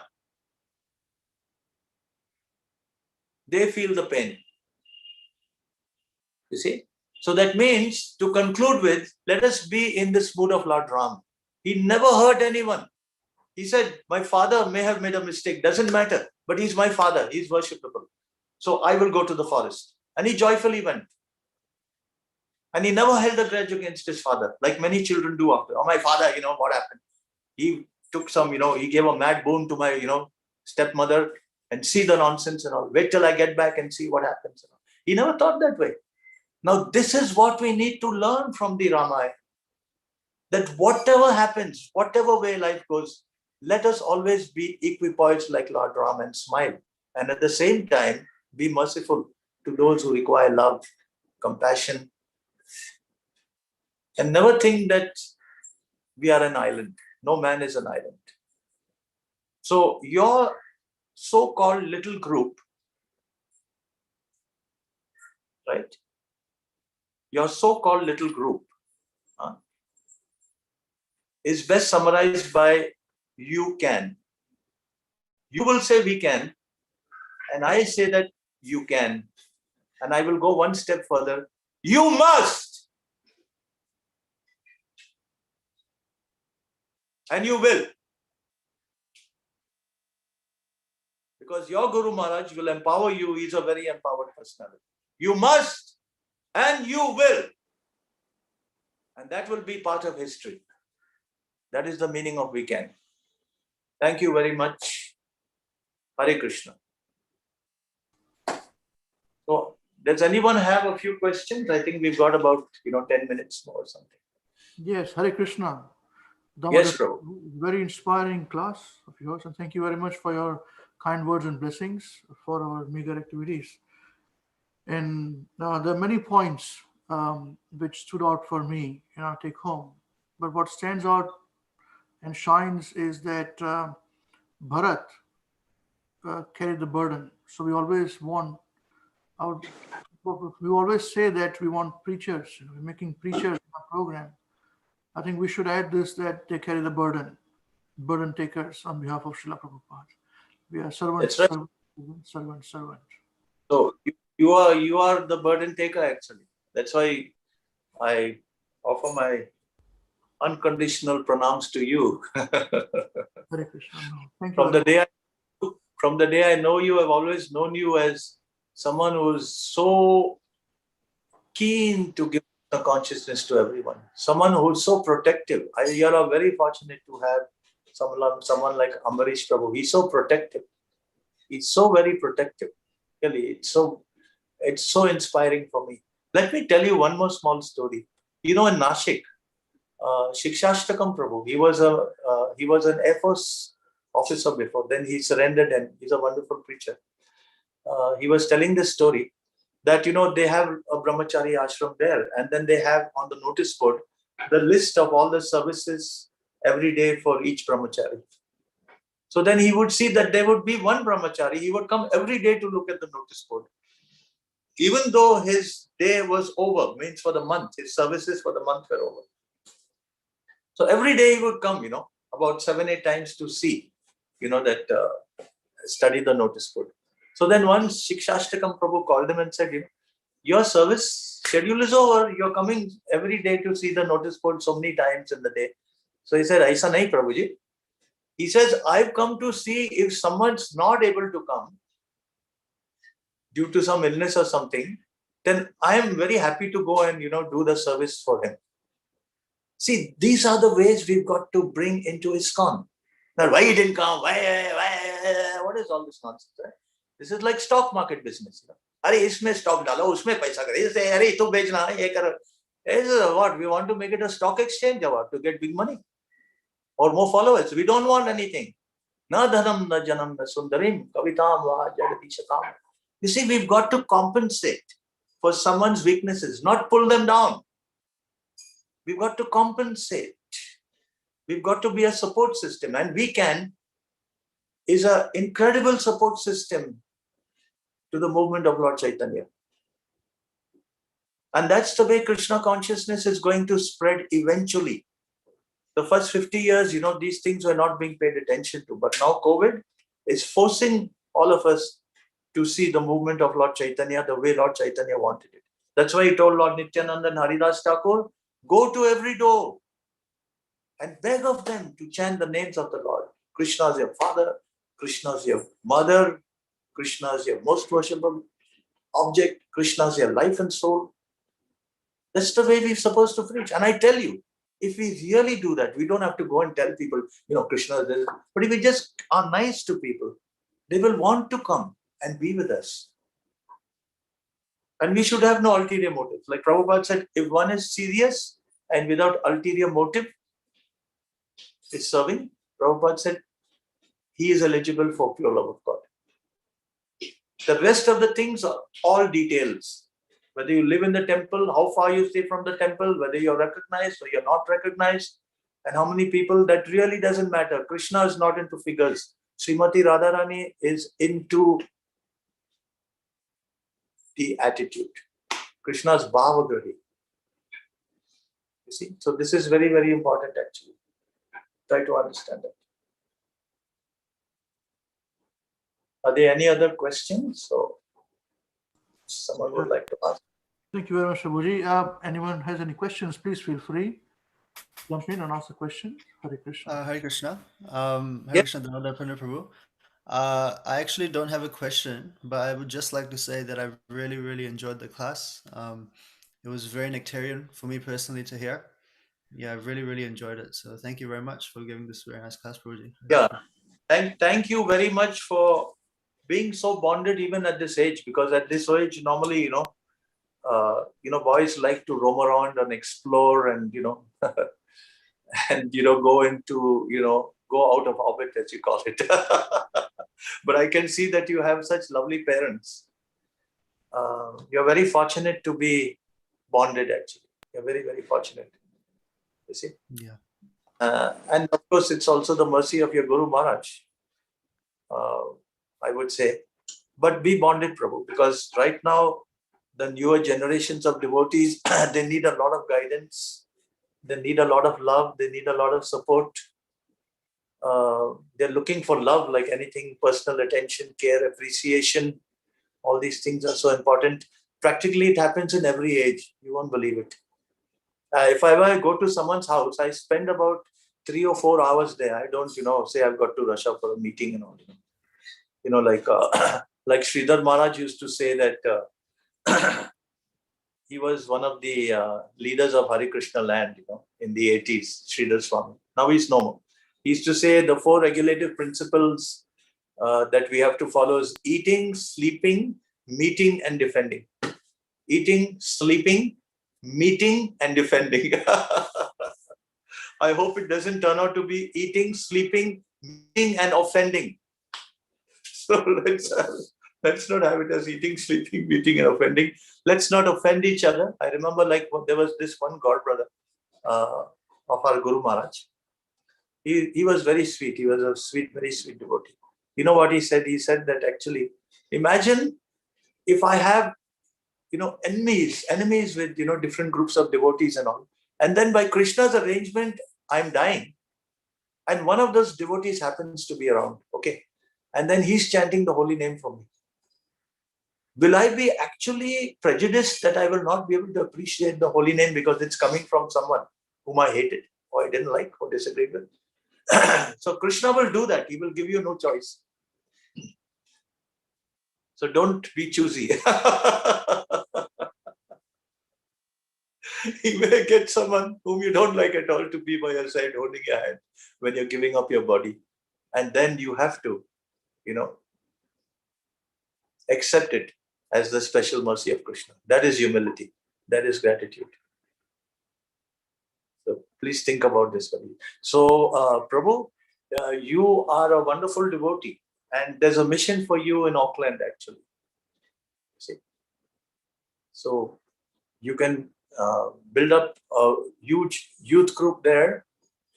By the time this COVID, really spins the whole world upside down, it's not going to get over, by the end of this year. It's going to come in different variants. This is just a Adidaivic thing where, we were always praying, when will the world actually accept Krishna consciousness and all that kind of thing. But if devotees get ruffled and if devotees, start losing their faith due to this, because they were too attached to finances and management and, all the good days and all that thing, then that won't be very nice actually. We should try to see beyond all this COVID scene that there's a mission of Lord Chaitanya's where he's giving us a great break actually to reach out to more people because so many people are in distress. You won't believe it. I get calls all the time. Prabhuji, someone is breathless. Is there a bed? This, that, all the time, practically. So let's try to, see what is behind, underneath the surface of the water. And you'll see there's a lot of jewels floating in there. And each of you, please don't do the greatest injustice to yourselves by underestimating yourselves. We are utterly unqualified, but it's not that Prabhupada is so unqualified that he cannot empower you or your Guru Maharaj is, not capable of empowering you. But like I said, don't be like that man who's asked Prabhupada, can you see God? So Prabhupada says, I can't see God because, you're blocking the way. So let's not. Guru Maharaj has given his energy, his connection, but let not our ego block that connection. Very important.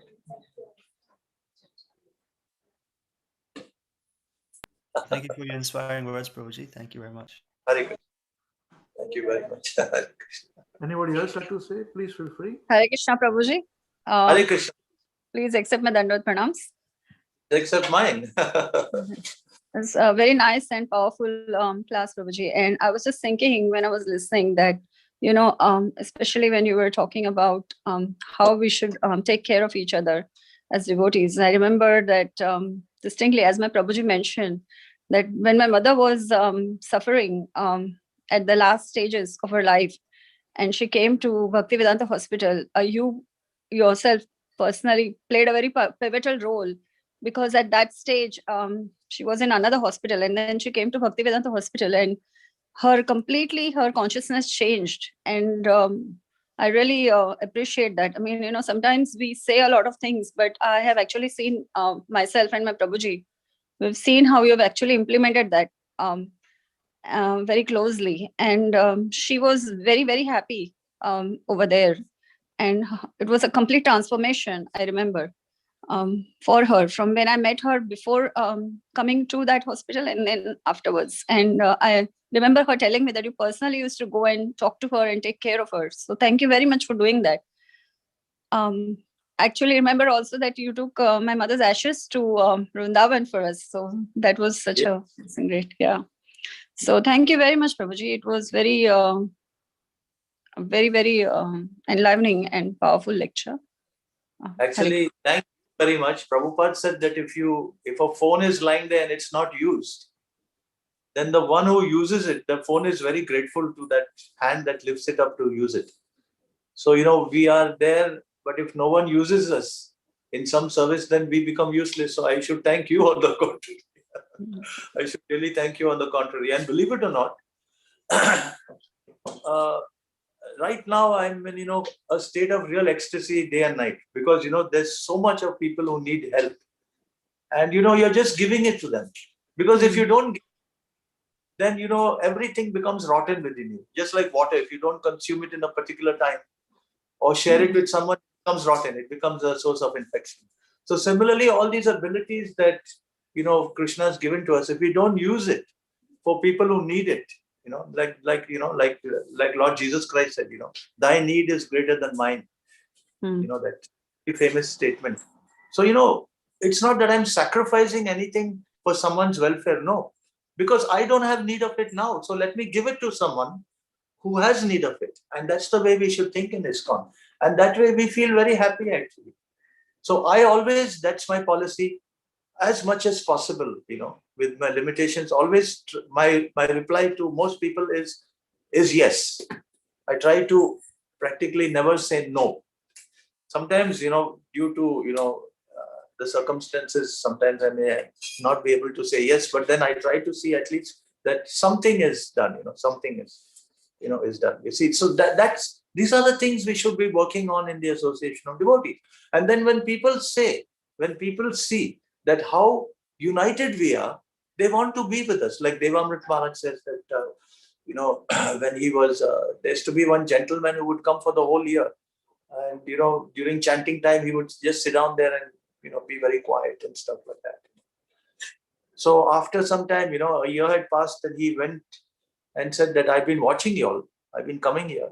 And I see that, you are quite bonded with each other, and then, you're quite united and all. So he said, actually, I want to do something for you all. So, what can I do?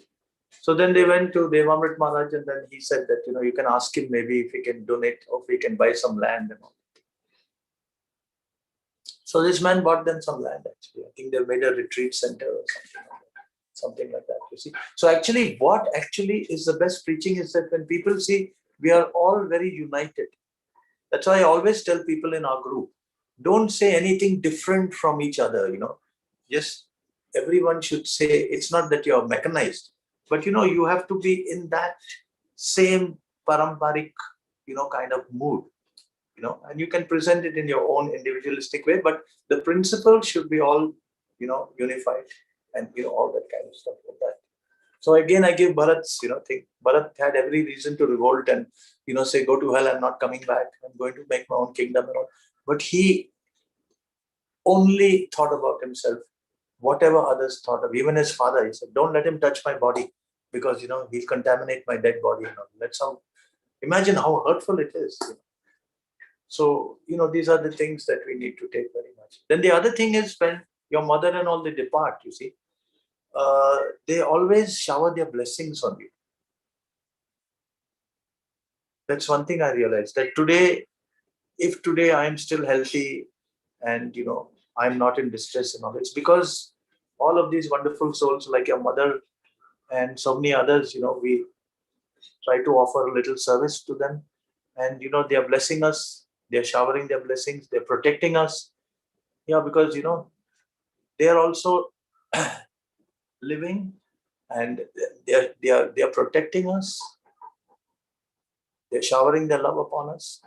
So, this is very important. So nothing goes in vain when it comes to devotional service. Nothing goes in vain. You see, let's try to understand that very, very clearly. So it's wealth. Service is wealth, because the returns are very high. And we should teach others also this, to always be of service. And actually, Prabhupada once, he looked very sadly at all his disciples. He was sitting once. He said, so let us not give up Krishna consciousness, even if there may be difficulties and hardships, And then he looked very compassionately into each of the eyes, and he said that actually there are no difficulties in Krishna consciousness. And it's true. There are really no difficulties. It's only our minds and our egos that actually give reality to these illusory difficulties. So I would say, let's have a renaissance. Let's go back to each other, go into each other's hearts, see in what way I can be of service. And I tell you, it'll be a new magical world, overnight. Just like Krishna created Dwarka overnight. Thank you very much, Prabhuji. We have gone over time, but if we can still hold on to some questions, unless Prabhuji has to go. If anyone has to say anything, please feel free. Hare Krishna. Is it okay? Yes, but minutes? Is it okay? Yeah, sure. In fact, I would say that you'll be doing a great injustice to yourself and to Prabhupada's movement if you did not come out with your qualities of leadership. Just like, see, Bharat was a leader, but he didn't do his leadership as wanting to sit on a throne and wanting to throw his weight around and contradict others and all. He didn't do that. He went to isolated places. In his heart, he was eternally the servant of Lord Ram. You see, but the influence of his is the most powerful in the Ramayana. Many people say that my hero is Bharat, actually, not Ram. And Lord Ram could understand that. You see, that's the beauty. That's the beauty. See, the Lord looks at each and every one of his servitors and he glorifies and worships them within his heart, you see. See, Lord Ram was worshipping Bharat within his heart, and, he was there to play this role of showing how, a perfect servitor is. It's so important, actually, to understand this. So, it's not that you need to be told that you are a leader. It's not that you need to be told that, you can do wonders. No. All you have to do is to have the desire and be sincere and be serious and go ahead. And whatever little it may appear to be, as I said, for Krishna, it is unlimitedly glorious. Unlimitedly glorious. Just like Bhakti Siddhanta Saraswati Thakur. If some disciple went out and distributed one BTG, he would glorify him like anything. Oh my God, just see, he's gone and distributed one BTG. Just see how wonderful, how sincere. My God, You see, that's the mood we need in ISKCON right now, man. It's not that some services are glorified, others are not paid attention to. Like Mataji was saying, what breaks my heart, I see that so many devotees, who have given their lives over the last 30, 40 years, they're growing so old, no one pays attention to them. You just chase after IYF program, where all these guys like monkeys jumping up and down, Jai Prabhupada, this, that, and all that. That enthusiasm is actually, without humility, is all shadow enthusiasm. That won't last very long. Prabhupada said that if you don't, actually, read my books. Prabhupada said this, I'm quoting this for Amrish Prabhu's, pleasure. Prabhupada said that you may jump up and down, say Haribol, Haribol, Haribol, but he says if you don't study my books, he said, this Haribol will not last for very long. There'll be a lockdown like it's there today. Shops are open in Bombay only from 7 to 11, 7 in the morning to 11. After that lockdown. So there'll be a lockdown on your Haribol. That's very important, actually. And there was this other story, that very nice story, actually, which I'd like to share with you. That, there was this brahmachari disciple of Bhakti Siddhanta Saraswati Thakur. So he must have done some gadbad and all. So Bhakti Siddhanta Saraswati Thakur chastised him. And he said, no, with this behavior, you should not stay in the temple. Because only those who behave properly. So this devotee left. Now, then let's listen to this. It's very important to listen to this. Now, Bhakti Siddhanta Saraswati did externally what he was supposed to do. That's externally. There's Antaranga and Bahiranga. But then the moment this devotee left, after that Bhakti Siddhanta Saraswati was feeling great pain in his heart. So then this devotee did not come back. So then after some time, Bhakti Siddhanta Saraswati, a few days, he said, go and search for him. So the disciples got, confused. They said, you asked him to leave. Now you're saying, go and search for him. So he said, see, My duty is to actually send him away because he's not behaving properly. But your duty is to bring him back. Isn't that amazing? So that's why when, Lord Chaitanya said, I don't want to see Mukunda again. So everyone went pleading, when that Mahaprakash Leela, my Lord, you can punish him. You can chastise him. You can beat him up, do everything. But don't, deprive him of your association. Everyone's pleading. Same thing with Chota Haridas. You see, that's the greatness of the Vaishnavas. When Chota Haridas, he took that rice from Shiki Mahiti's sister, Madhuri Mahiti. He asked who was that. And then he said, from tomorrow I don't want to see him.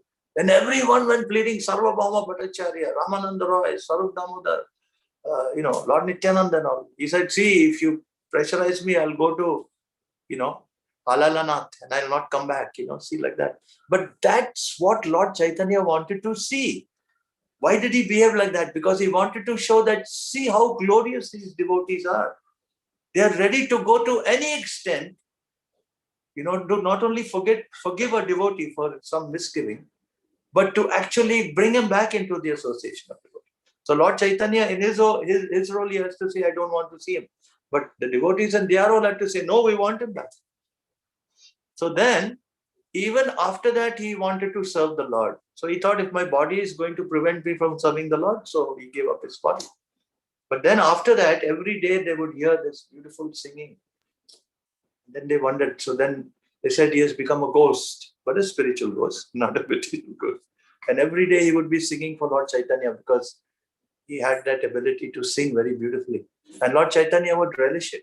But for the material world, it was shown that he broke the regulative principle.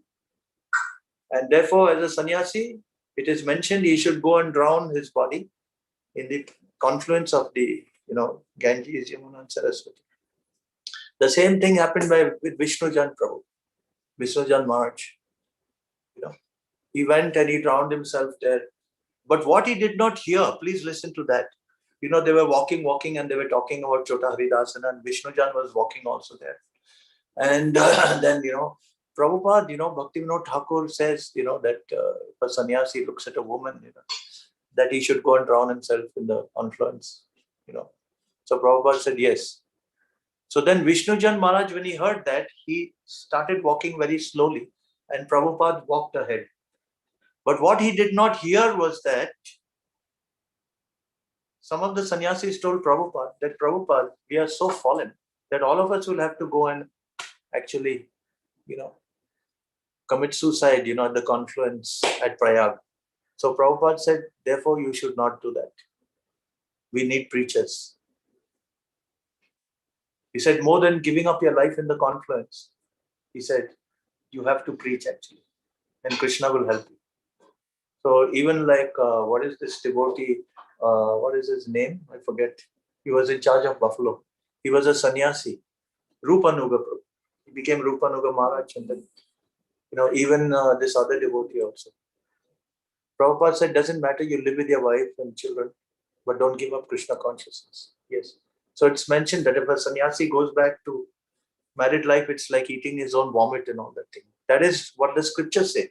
But in terms of practical thing, okay, then you get married, live with your wife and children, but don't give up Krishna consciousness. That was what Prabhupada had mentioned. If you read in the memoirs of disciples, this is very important to understand. So even if a devotee has had a tremendous fall down and all, Prabhupada welcomed so many devotees back. So many devotees back. He never refused anyone.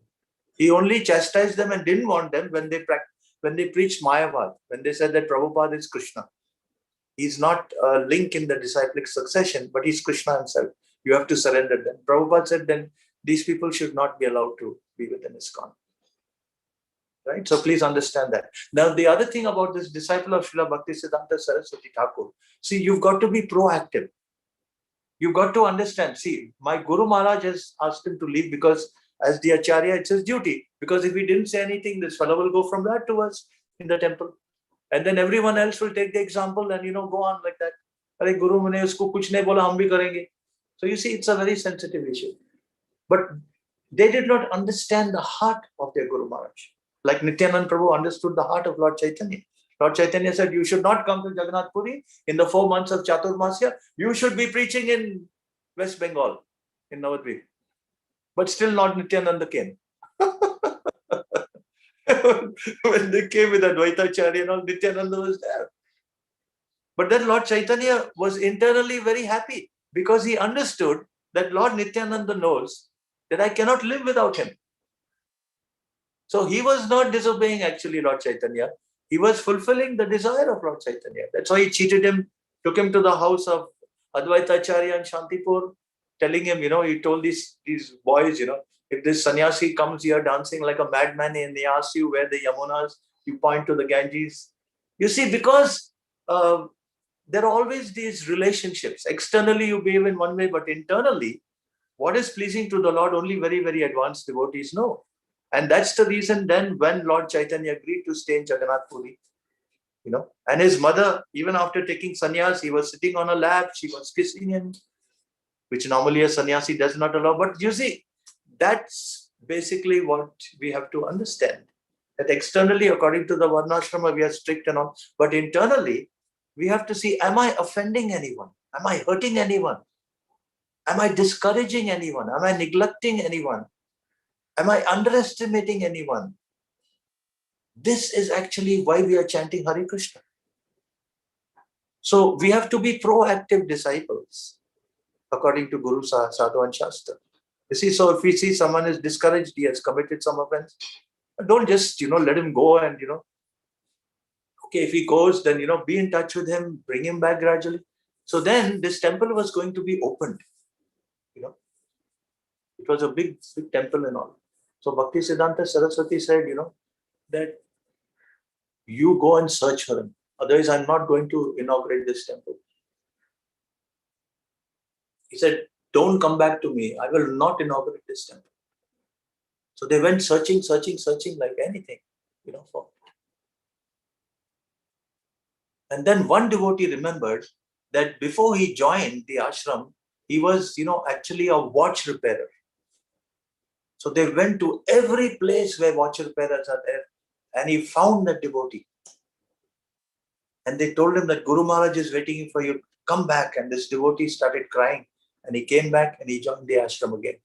So the point is, we have, just like Christ, he told the story of the prodigal son.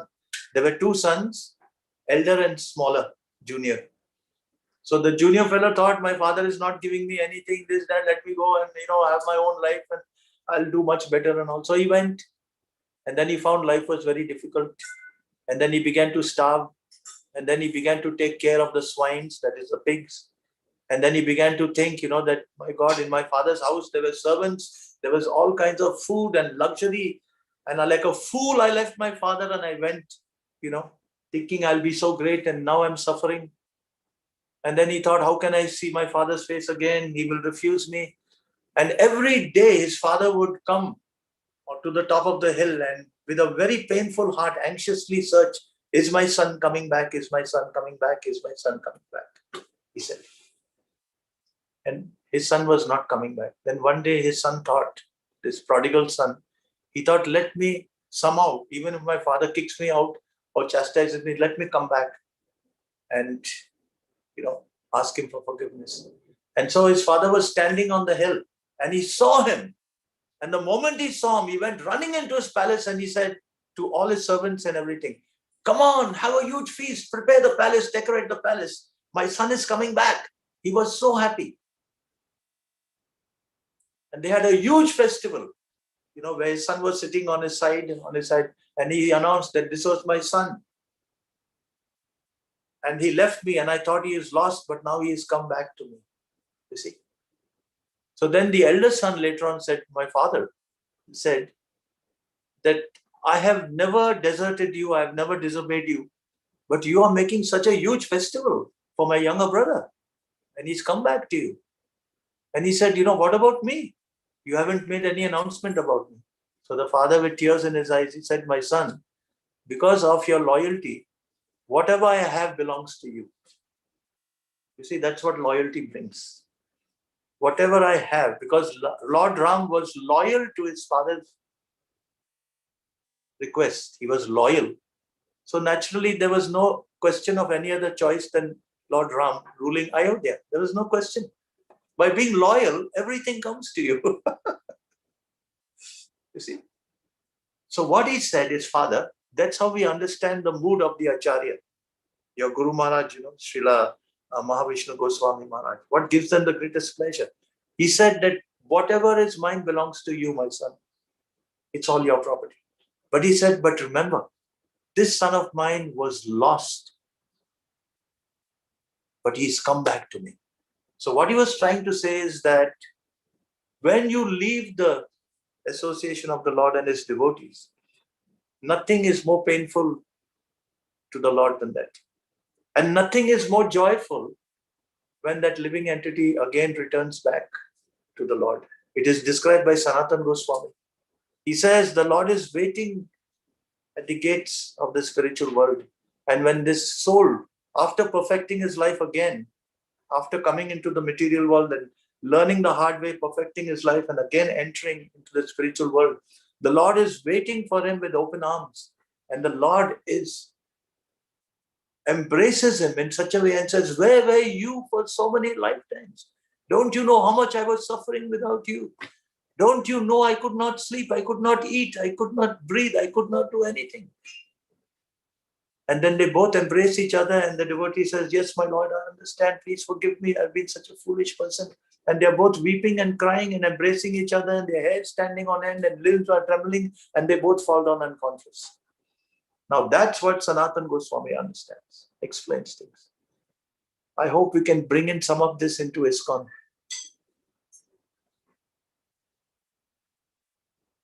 Hare Krishna. Wonderful. Thank you very much, Prabhuji. Hare Thank you very Krishna. much. I think this is with this we come to the we don't want it to finish.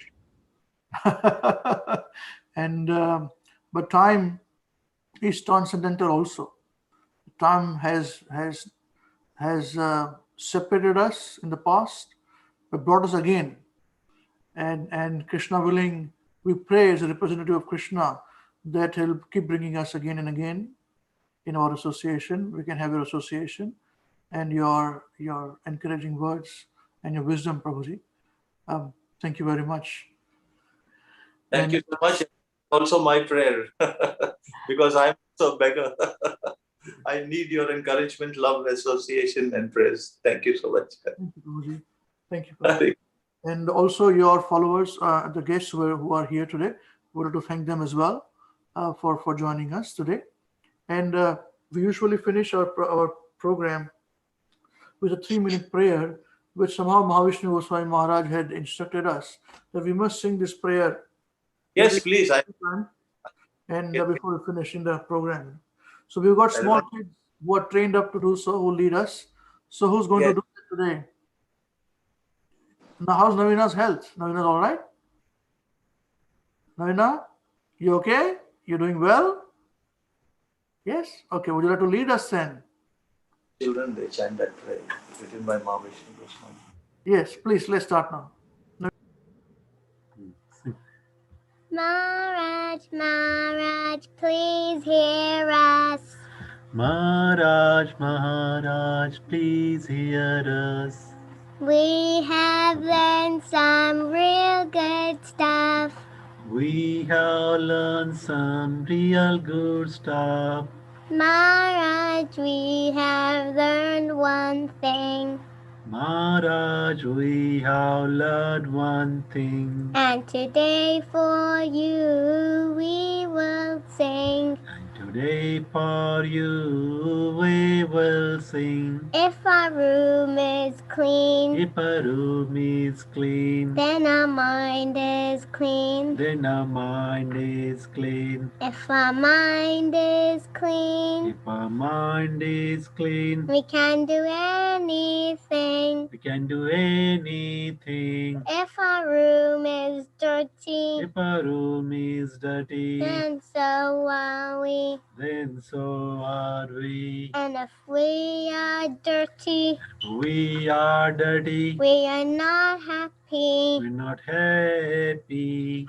Wasting time. wasting time is the greatest crime. is the greatest crime. Because wasted time Because wasted time means a wasted mind. means a wasted mind. So blessed is your time So blessed is your time when you're in your prime. when you're in your prime, And your whole life and your whole life will be sublime. will be sublime. If your wealth is gone, If our wealth is gone, then there's nothing wrong. then there's nothing wrong. But if your health is gone, Your health is gone, that's a different song. that's a different song. But if your character dies, But if your character dies, then the world will cry. then the world will cry. Only saintly behavior, Only saintly behavior, that's humanity die. that's humanity thrive. Hare Krishna,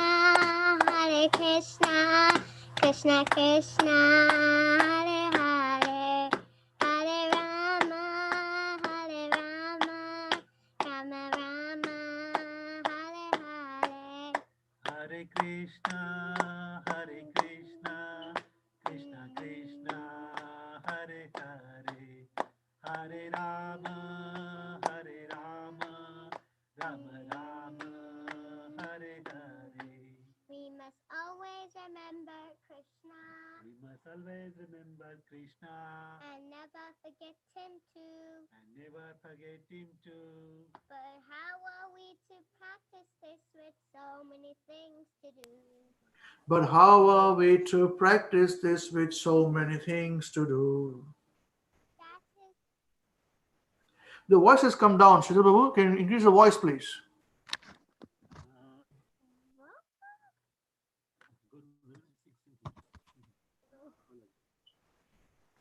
I know how to put That's okay. Continue.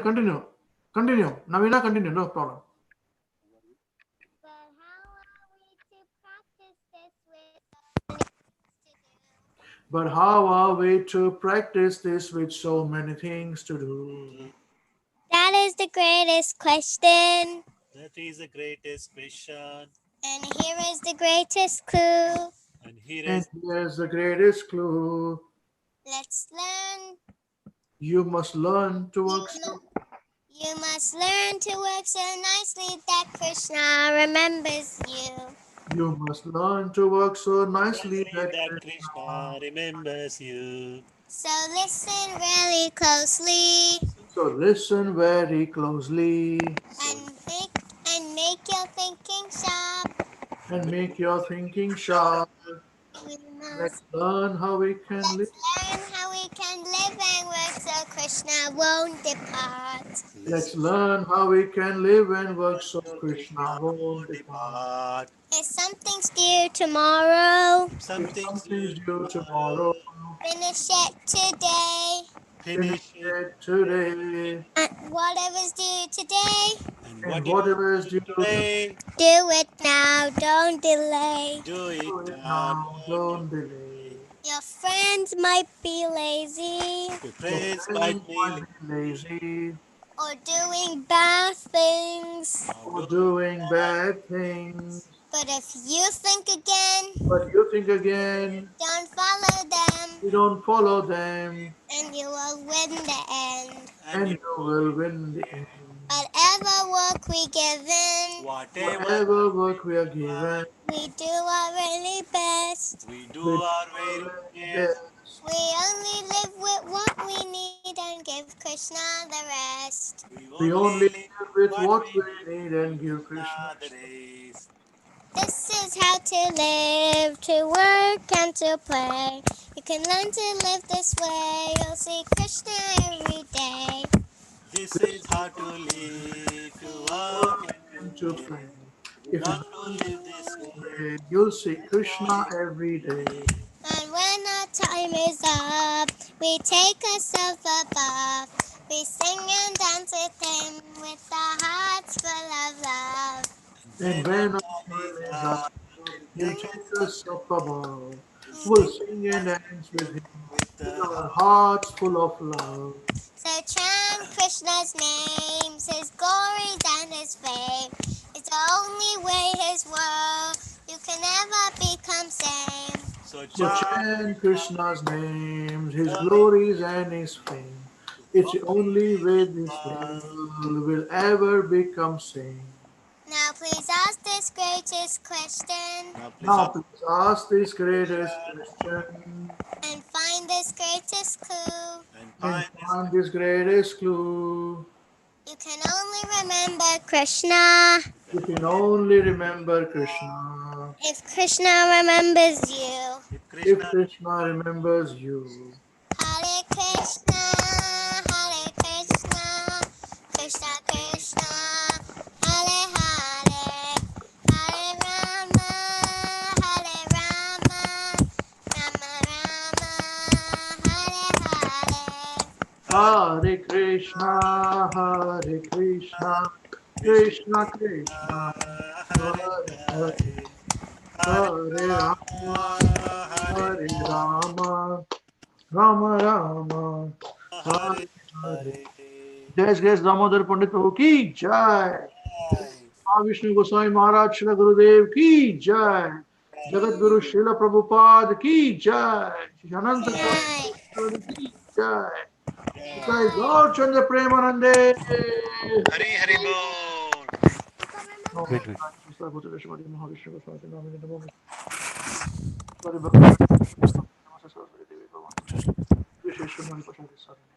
Okay, thank you very much, Damodar Pandit Prabhu, once again. Hare Krishna. And thanks to all the wonderful devotees. Hari Bol. We meet next week, same place, same time. And this whole class is recorded on our YouTube channel, which you know. You can refer to it anytime. Hare Krishna. Hare Krishna Prabhuji. Yes. Just I would like to remind all the devotees that our next Sunday's class is a realization class. Yes, the my part, the 6 to 7 part. Yes, perfect. Thank you very much, Yes. Prabhu. Yeah. Thank you for a reminder. Hare Krishna. Thank you. Prabhu. Hare Jai, Krishna. Hari Bol, Hari Bol, Hare Krishna. Chant and be happy. Hare Krishna. Hare Krishna. Hare Krishna. Hari Bol, Hare Krishna, Hare Krishna. Hare Krishna.